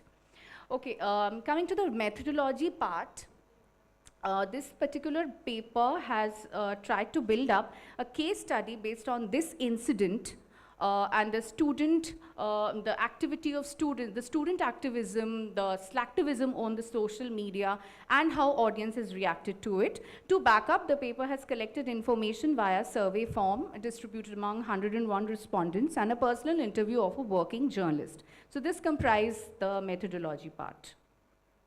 Okay, case study 1. This was a particular video that was posted on August 18 on an independent journalist page, How, and basically the journalist went onto the campus and he interviewed an AIDSO leader that whether this strict surveillance inside the campus and also in the hostel, is it a mandate? So through this video and through reading the comment section that will be elaborated and that has been elaborated in the paper, it could be seen that people really understood and accepted her coherent and logical way of explanation. She put her words very well, and she said that it's a why ragging is still an issue in an educational institution. She instead is raising a question, and she's saying that it's a cultural degradation. There's a cultural degradation behind it. So it's a culture, and whether it's right or wrong, people have commented netizens have commented in the comment threads that most of them have, surprisingly, they have agreed and they have appreciated her way of saying that whatever she said, the way she explained it was very logical, was very reasonable. So this particular post received a lot of positive responses, but then there were few comment threads where the netizens are saying that this is a utopian thought. Like, we think that one day we start instilling strict vigilance and this completely gets uprooted from the society. It's a utopian thought. It will not just happen in a day. It'll take many years. Case 2, this post by the channel News the Truth from a very eminent journalist, this caught a lot of debate because it again was on the installation of CCTVs inside the campus and hostel, and again a particular student union group, one of the representatives of the group, she said that we have right to smoke and drink inside the campus. This was a very bold statement that she made. And after she made this statement, this video was very much in circulation. It gained around 8.2k active social. There were around 8.2k active social media users who reacted negatively. I'm not talking about I'm just taking into account the negative reactions, and they reacted by emoticons. This received 1.1 million views. Forget about the shares. It reached about 3.3k shares. Comprising 8.7k comments, and the statement that she made was, we have the right to smoke and drink inside the campus. And in answer to this, basically, which has been mentioned in the findings, I'll come to it later, but the journalist said that the indiscipline that has been built over the years, all these things, these are resulting into bigger crimes that has been happening inside the campus. So that should be curbed by the authorities. And this was also very much, this statement by a young girl, by a student activist, was not appreciated, and it was highly negated by the netizens. Case study 3. Okay, now this incident has been a major part of a political parties or the students' union pinning blame on each other rather than focusing on the justice that the student should be, the deceased soul should be getting. So it went on to it has rather come down to a position where political parties are rather pinning blame on each other. The students' union are pinning blame on each other. That one is saying that it's because of this, it's because of the other party who manifests ragging inside the campus, and the other person is other group is definitely negating it. Okay, so this was by an eminent youth leader, and she went on to saying that she was even molested when she tried to protest in a peaceful way. But this particular post was highly negated by the users. It received 9.7k views and innumerable comments, and most of the comments were directed towards her way of, her body language and way of showing, being a student activist, how she addressed that issue, and it was not taken in good spirit. Okay, this one is another. This is from Republic Bangla. This was circulated in Facebook. This video was circulated in Facebook. Which reached around 1.3 million views with 1.3k comments and 1.4k shares. And this, an ex-student of the campus, he's giving very good explanation to why this, what are the reasons on which the authorities, the people in charge, they should be blamed, and how they should be taking good actions against this campus who's very much known for its unmatched I would say indiscipline by the students, this according to him. And this post was also highly acclaimed by the users. Okay, the last case study is from this video, people could understand that, it could be understand that netizens, they really like peaceful way of protest.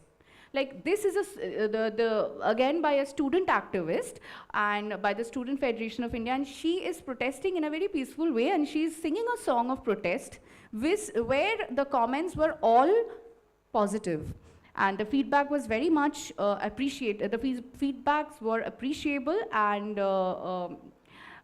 people are appreciating peaceful forms of protest. Okay, now the survey interview, there were 10 questions that were passed on to 101 respondents, and just a second.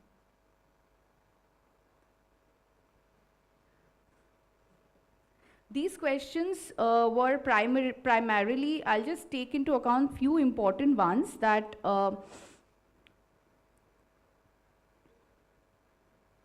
okay, so the respondents were asked that, do you support political activities inside the campus, benefits and detriments included?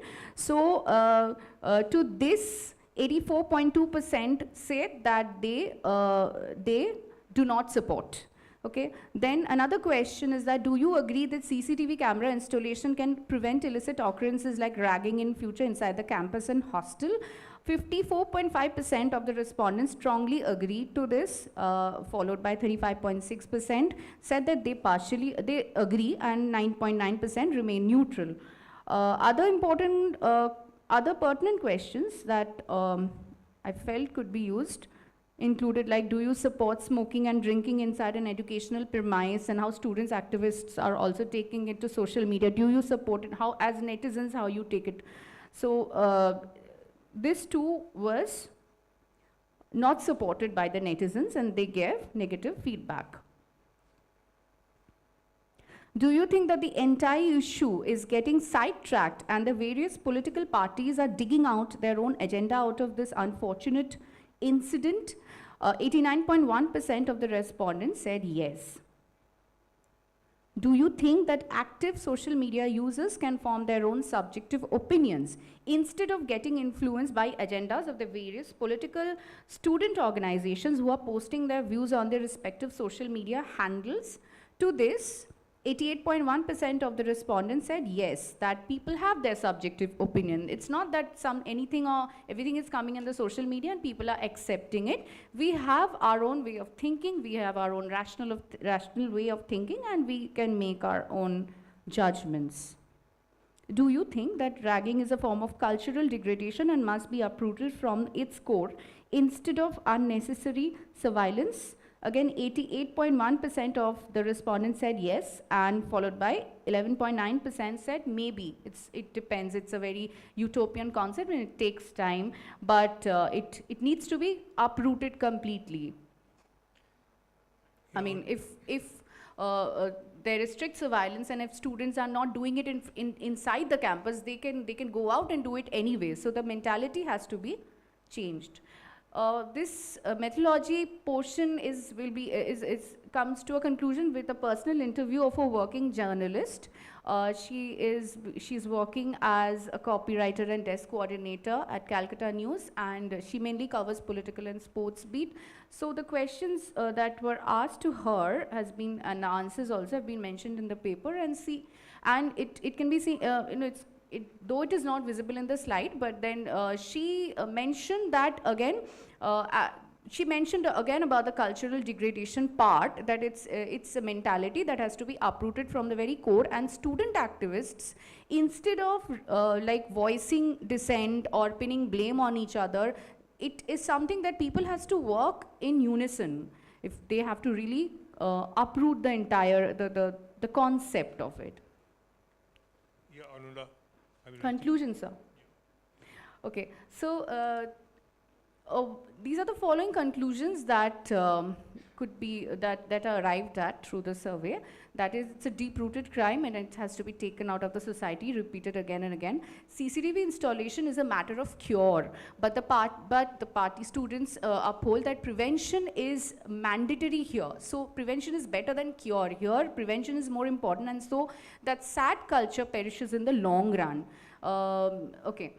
One more thing that came from the interviews, that interviewers said that drinking inside the campus is wrong. This is because such wrong over the years, they have only given the people the impunity to think that, you know, ye chalta hai, oh, it's okay to do so. So, and when this continues, it leads, one thing leads to the other, and finally the biggest crime that happened. And yeah, through the survey also, it was found that people or the netizens are not liking the fact that ex-students are constantly going inside the campus and they are staying there days after days, and the students are also promoting that. Student activists are also promoting that because they have been giving interviews on it, saying that this is our campus, this is where we had studied. Why can't we go and read there? Why can't we go and sing there? They raised questions like this. Finally, an organization can show solidarity in a meaningful way without pointing out flaws and mending ways towards a strengthened future. And this thing has to be eradicated also via surveillance means, because that is also important, because majority of the netizens are saying that surveillance functions is also indispensable in college and university and has to be taken seriously. Thank you. Okay, Arunda, organized approach. Any questions on this? I mean, it's a very live issue. Anyone? Any questions? Please, we don't have much time. No questions? Yes?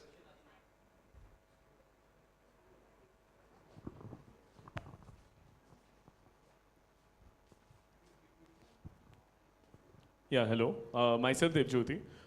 You have said, like, I want to hear your opinion about a fact that somewhere, like, the media puts an individual in front of a trial before he's been proven guilty. So it's like you have seen in the case of Jadavpur, students were brought in the front of in the studios, and there were discussions, and somewhere the public also like it because you have given examples of the likes and the shares. So what's your opinion about it, Jay? How it's like the media is giving trial to a person without he's been proven guilty? Just I'm asking about your opinion, and how it is impacting our, as an individual, as a media student, how it is impacting our life. Basically, you have shown the viral videos. Every news channel had more than 1.3 million views has been gone up. So is that the people are wanting this kind of content, or it's that the media, because of their TRP, they are making this kind of contents? So thank you. Yeah. This is a very psychological question, I think, that you have raised. But see, trial by media is a very sad thing if it leads to dire consequences. Okay, so but it's if it is meant for if it is giving justice to someone, then it's not something wrong. But then if it is done in a very wrong way, then again it's wrong. We have seen it in cases like in many cases where trial by media has couldn't lead to any meaningful outcome. Right. So as from humanitarian perspective, it's unfair, it's brutal, it's extremely unfair. Well, where people, because what media shows, we have seen in hypodermic needle theory, what media injects in the people, people are passive.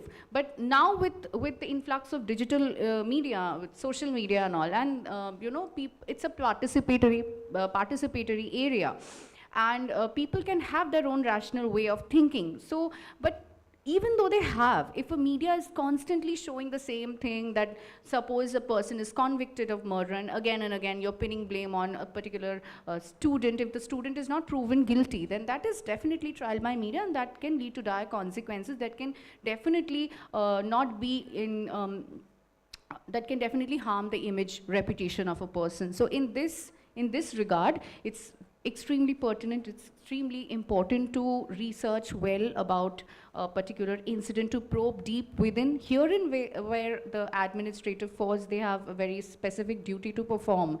And as mere spectators, as mere citizens, netizens, what we can do is we can just read and read and read more, read from various sources, know more, and then we can form our own coherent way of thinking. It really comes, I think it comes through reading. It comes through studying about a particular incident. You cannot just pin blame on someone just based on what you're reading again by someone else. That person can not do sufficient research on that particular area also. So it depends on each and every citizen. It depends on, it's the responsibility. The onus is on us to know widely on any incident that has happened, on a burning issue, on any issue. We need to read, we need to learn things. Any other question? Anyone? So, Anuna, I must say, I mean, you have, in a short time span, you have done a good job, and it's so relevant, and the questions raised, you have, I mean, in this short time, you have already done a survey, asked questions, their reactions, and then analyzed it. You have gone through a very, in a very organized manner. And I can understand, since I know a little bit of the work which you have been doing for your research, PhD, that you have been able to link this particular issue with the cultural degradation, which you describe, which is possibly the core reason why such ragging, such incidents happen. I mean, the cultural degradation is a major thing, not issues like smoking or drinking in the campus. So that happens. I mean, in any campus, such things happen. But what the cumulative effect of all these is a cultural degradation. It's there that one has to rectify. The authorities have to look into why this cultural degradation is happening. You have touched upon the right areas, the right chords of this particular issue. It's fine. It's very good, and I hope this work will also help you in your research work. Thank you. Thank you, Arun. The next is we have joint presenters, Rilinia Kanjila and Reshmi Roy, which realism through the eyes of OTT and please kindly Yes, sir.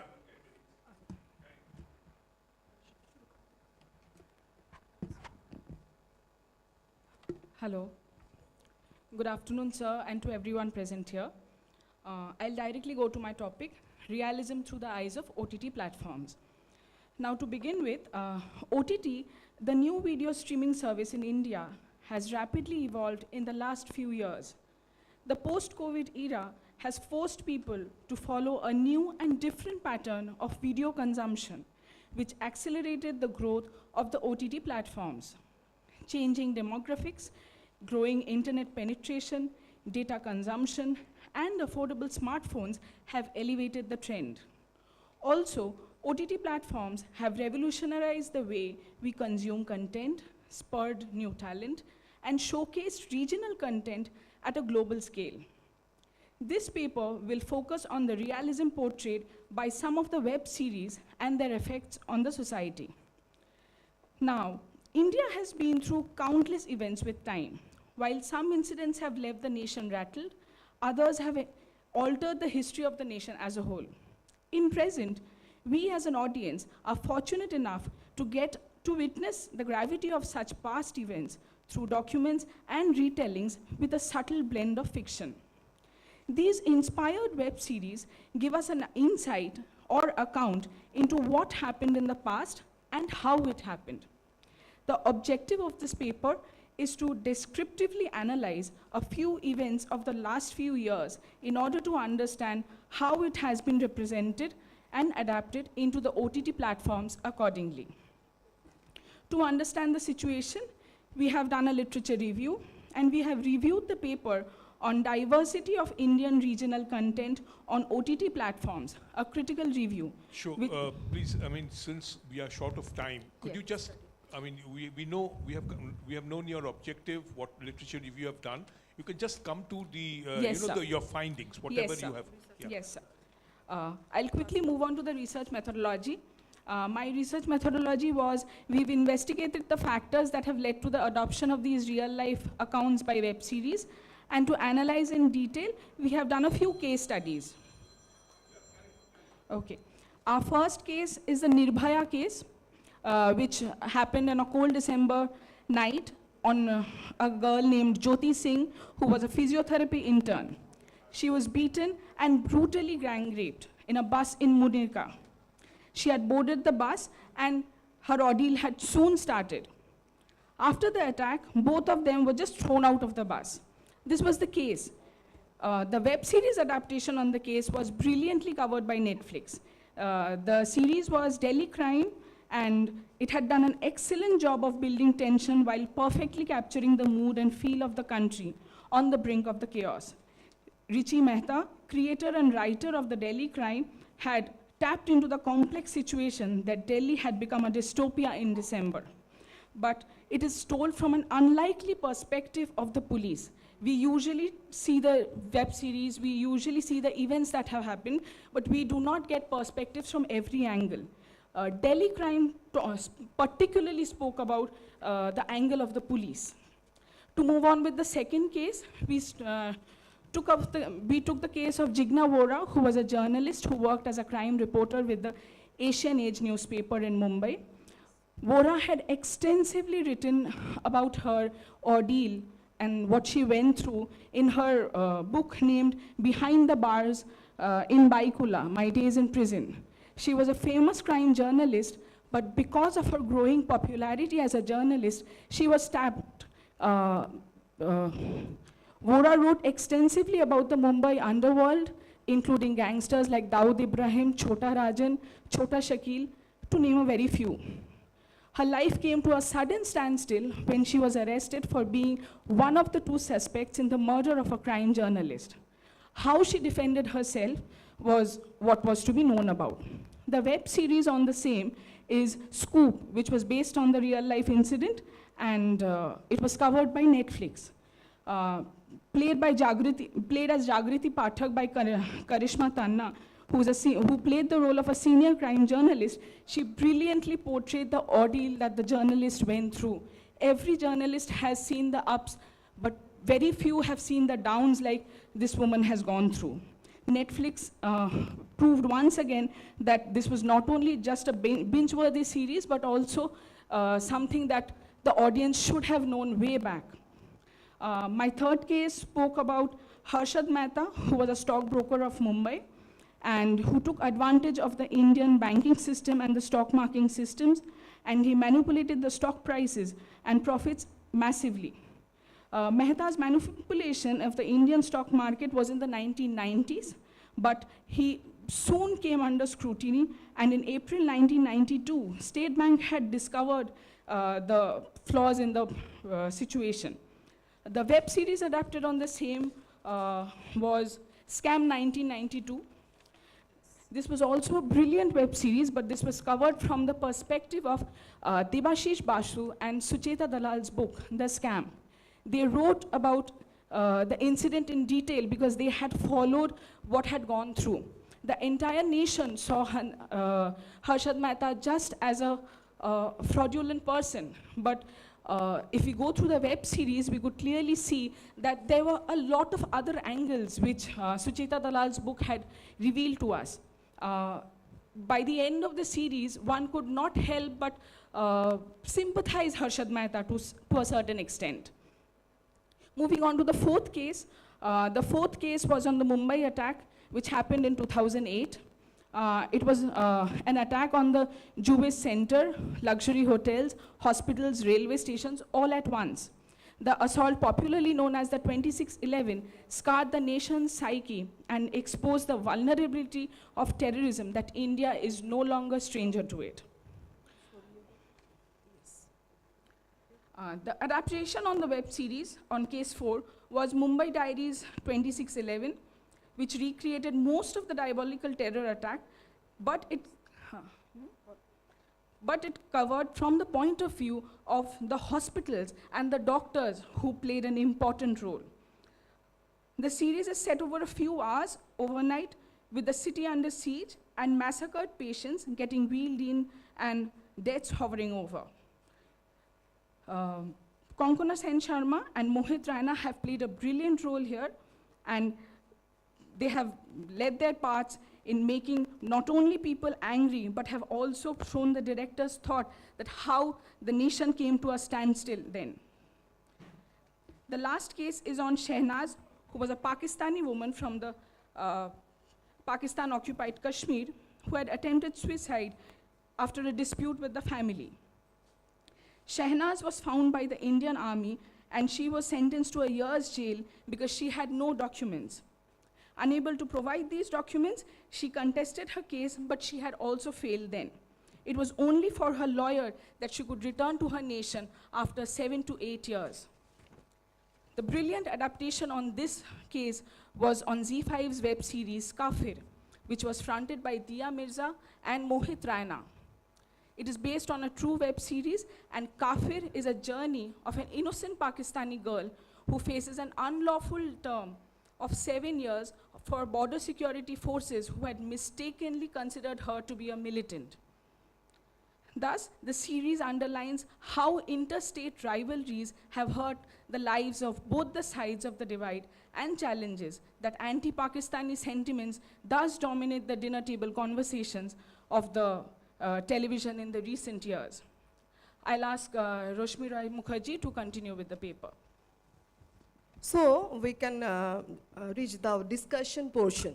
So the advent of internet, without the advent of internet and this platform, such real stories would not reach the audience. So we prefer it. And second one is also important, that the personalized content. Since each of the cases have a original content straight out of real life events, there is not the slight chance of them being similar to each other. This might also be stated as a reason of attraction for the audience. And just for the third one, we can discuss that the element of realism. All the sample cases that's taken above are bold in nature. They show the bitter truth and happen in this nation. Yet, instead of being afraid, people choose to go through the above just because they needed to the reality and understand what happened then. And the fourth point, we can discuss that the elements of darkness. All the above cases have these dark characters, yet people seem to enjoy this series. The reason is primarily, in fact, that people no longer want to see fairy tale endings. Reality is not always a fairy tale, and people have started understanding this fact. Thus, the truth behind is what attracts the audience. The fifth and most important point, that is the cultural diversity. Each of the shows that above the portrait a separate culture, be it in about Delhi or Mumbai or Kashmir or yet, but they have been equally loved by the audience. And also, gone are the times and when the people searched for only regional content. Now, people search for diversity, not only for entertainment, but also to learn something about each particular region. So, as we can reach at the conclusion part, so real life content is the pathway to boosting subscribers and offering original content in language people are well versed within developing and developed nations. The recent increase in the popularity of web series around the world have given the audience an impactful content to explore online and on digital platform. When those contents are based on real life stories, the impact is even more. Here on one hand, we saw a young ordinary physiotherapist fight for a right and a female police inspector supporting the same, while the other showed us even a powerful journalist can be trapped. We saw a journalist's account of a man who changed the scenario of the BSc industry, and also a doctor who put her own life at stake to save her patients. We saw the journey of a mother torn between the two nations, what leaves a strong impact in the fight each of these women has gone through.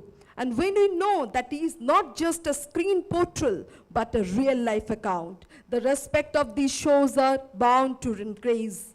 There is no doubt that these incidents left the nation rattled and some altered the entire history of the nation. We as an audience have been lucky to get to witness the gravity of such past events through documents and retelling with these web series. We can strongly say that these events have been adopted rightfully by the OTT platforms and have left the desired mark on the audience. These contents are thus a true reflection of our society. Thank you, sir. Thank you, all of you. Thank you, thank you. It's a good study. Any questions? We don't have much time. Anyone? So the thing is, this is, I mean, this shows that which way the OTT is moving. I mean, it shows that it is becoming increasingly dependent on actual realities. Yes. And more of these OTT productions are based on real life stories rather than fiction, which were there in television or films. This is a remarkable thing that is happening in OTT. The more popular ones are actually representation, more documented than anything else. It's not so much of fiction, but more on reality. It's a good study. In fact, But I would suggest that while you have done it, this methodology part, when you are having it published, you should mention that you have followed a, kind of a case history type of a case studies type of a thing. So you should mention that methodology that you have done its studies, and then your conclusions of what you have. And so that has to be mentioned. Yes, Okay. Otherwise, it remains as an academic paper. It remains incomplete. Yes. Okay. Thank you. Okay. Thank you. Thank you, sir. Thank you, sir. Of our presentation is by Amurta Shah, on understanding reporting of Odisha train tragedy through headlines of Indian English dailies. That is also based on a real life happening.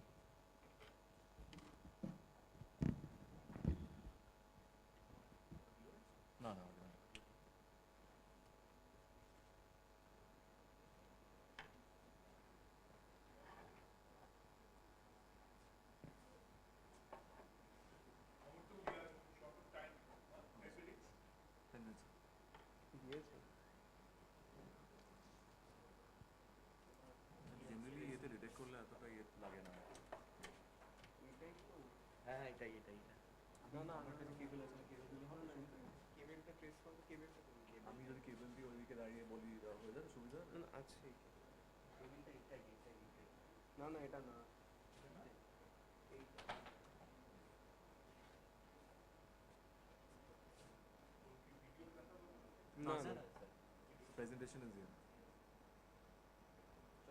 Done. Thank you. Thank you, sir. My topic is understanding the reporting of Odisha train tragedy through headlines of Indian English dailies. So this is primarily an ongoing research, and to begin with, on June 2nd, as we know, we had a terrible train accident that shook the nation. It was happening in Odisha's Balasore, and we had not seen a train tragedy of this kind in a really long time. The accident left about 293 dead and approximately 1,100 injured. This is again reference to Hindustan Times report of 2023. This paper actually tries to study the narrative of reporting, framing of news, which evolved over the course of a few days' time. To briefly look at a few train collisions and accidents which have happened in the past, which were of great significance. We can see that Firozabad's train collision of 1995, where 358 people were casualties. Gaisal train accident of 1999, where approximately 290 people died. Khanna rail crash of 1998. These are some of the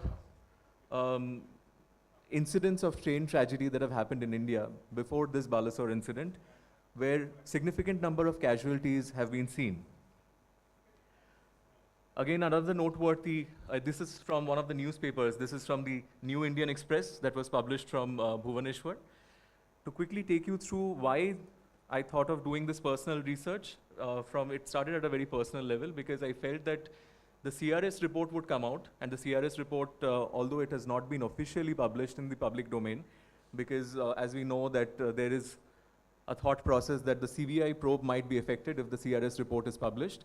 But I had this genuine insight that I wanted to see if the newspaper reportage during the initial days of the tragedy, a lot of reports were published. If they would come anywhere close to the CRS report, that would be published maybe a few months later when the report finally comes into being.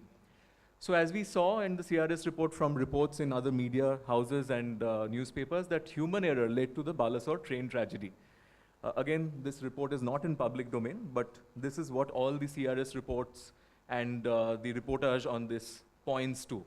And this is from the latest probe that has come up from CBI's perspective, that 3 have been arrested, 3 railway officials have been arrested, and to briefly talk about, the CBI had arrested the 3 senior section engineers, Arun Kumar Mahanta, section engineer Amir Khanad, and technician Pappu Kumar.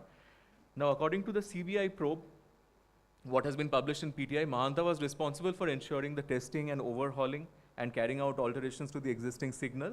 And apparently, the CBI says that that this was not followed accordingly, and hence possibly this led to the tragedy that we have seen.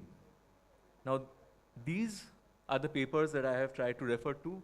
The time period of my reference is 3rd to 7th June 2023. These are the papers that I have got. I can show you excerpts from it. Asian Age Delhi, Deccan Chronicle Chennai, Millennium Post Kolkata, Hindustan Times Kolkata, the Indian Express, the New Indian Express Bhubaneswar, the Statesman Bhubaneswar, Telangana Today Hyderabad, the Hindu Kolkata, the Pioneer Delhi, the Telegraph Kolkata, the Times of India Kolkata, the Tribune Delhi. Now these are my research objectives, to study the different kinds of stories carried out by English dailies. One of my primary investigations has been about what are the different kinds of stories that we get to see when a tragedy of this magnitude strikes. The second thing that I wanted to study is the design and layout pattern of articles and overall the front page of the newspapers, if they have a significant role to play and how they substantiate the story that they are trying to offer. The third objective which I had was to find out if specific publications carried any special slant or framing. That is one of the main reasons why I've chosen different cities. So I have two editions from Bhubaneswar, I have multiple editions from Kolkata, and I have editions from Hyderabad and other places in Delhi, so as to I can find out, I can compare if on the same day there were different slants that were there in the story, or if the stories were framed differently. The fourth objective, the reason why this paper is still an ongoing research, is to see how close the stories were to the final CRS report and also to the CBI probe results that might come out. And it's an ongoing process. So to show you portions from the newspapers that I had collected, to begin with the idea that I'm talking about different kind of stories carried out by English dailies. To sum things up, according to my research, what I found is that not only are there stories which are directly dealing with the tragedy, which are talking essentially about the reportage of the number of deaths, the number of tragedies. If I just show you an example, so maybe on the third, as we can see, the coverage, amount of coverage has also changed and evolved as the tragedy has unfolded in details over the period of time. Now, if we see a report from maybe a newspaper from the fourth, we can see here that this is the kind of coverage that we have been able to figure out. Now, this is the Asian Age, 288 dead in horrific Odisha train crash. Of course, Deccan Chronicle, Odisha told 288, probe site signal error. Again, the Prime Minister's response very clearly recorded there. Modi vows, PD probe, tough action, route was not covered by covered safety system. This is not a part of this particular paper, so I'll skip this because it's a Bengali daily. Millennium Post again, at least 70 dead in Odisha triple train crash. Bhushan's UP rally cancelled. These are the other stories that were carried. The Hindustan Times, this is the front page coverage. Train tragedy toll hits 294.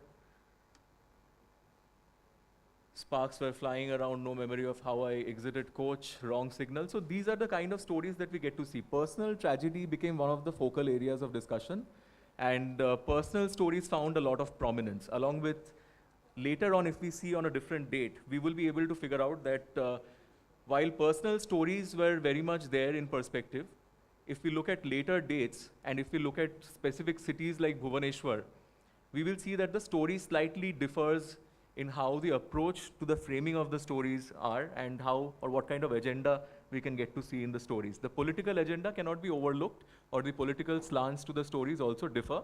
If I'm looking at Bhubaneswar as the city of publication, then we will be having stories which highlight Naveen Patnaik's role and how the government there are supporting it.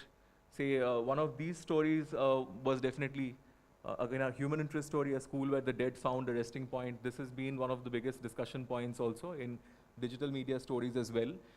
So these are the different kinds of stories, and this is how the stories have evolved over the period of time. And political perspectives also kept on changing when we looked at the Telegraph's coverage of things. Deaths without pause, safety funds fall short amid focus on speed. You can clearly see that there is a huge difference in papers that have a different slant maybe, or have a different political, I wouldn't say patronage, but definitely where the political agenda is a little different. And if you look at maybe a Telegraph and the kind of headlines that are there, you can see that even for the same story which is there, the same tragedy that we have experienced, the perspectives or the framing of the way in which the stories are put forward have always differed. And this is how I would like to sum up, because otherwise we'll have to get into great details of what the individual newspapers have talked about, because the consideration is 13. And also, just as a matter of fact, although my paper is essentially about Indian dailies, what I've done is I've also done a study of the Washington Post, because the Washington Post, I took it as a reference because I could get access to this paper on all the days of my study. And it also shows a very different perspective on how the reporting on the India tragedy has shaped up. I'll just try to show you a perspective of the same day, different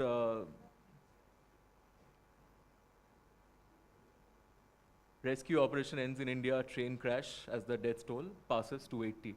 So although I know if I don't get into the details of the stories, and it would take a lot of time, I'm not getting into that, but a clear look at the headlines, basic headlines would also tell you that there is a huge difference between the way in which the different newspapers across India in different Indian cities, and even in global other publications, how they carried out the same incident. So, sir. I mean, collected, you spent a lot of time collecting all the information.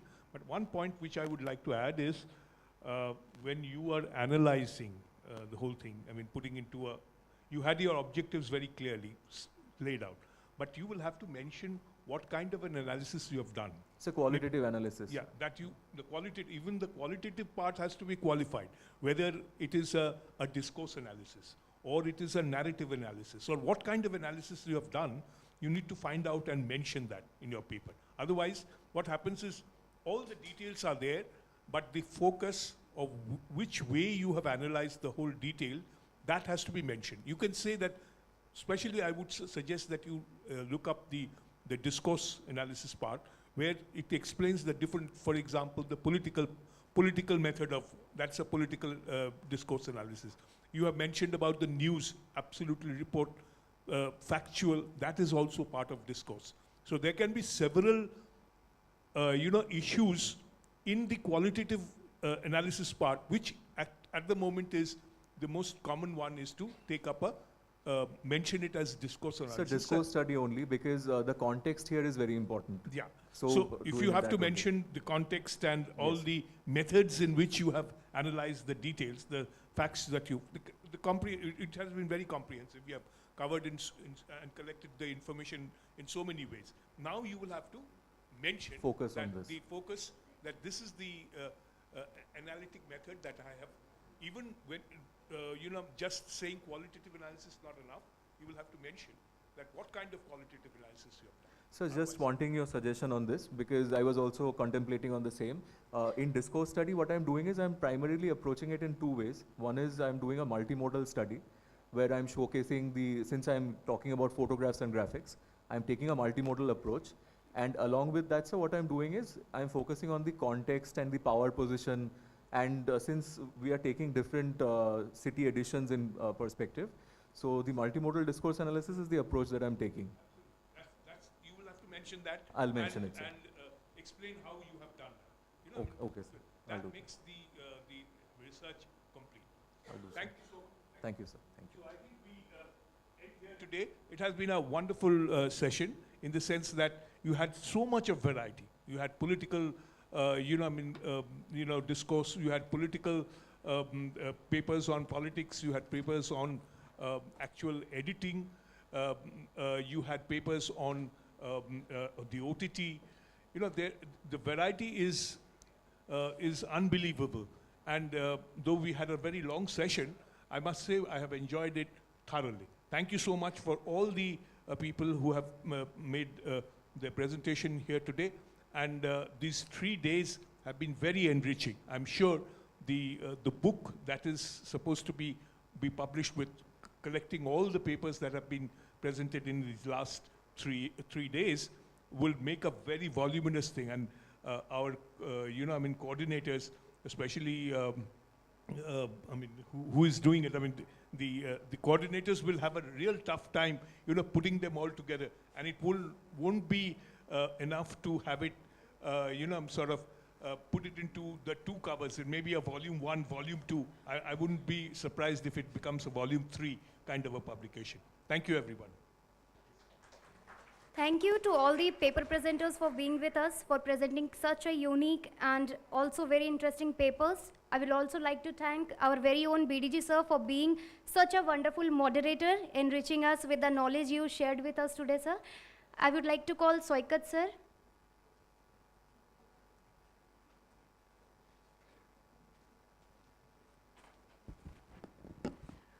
A quick wrap up to the session. We are already running behind the schedule.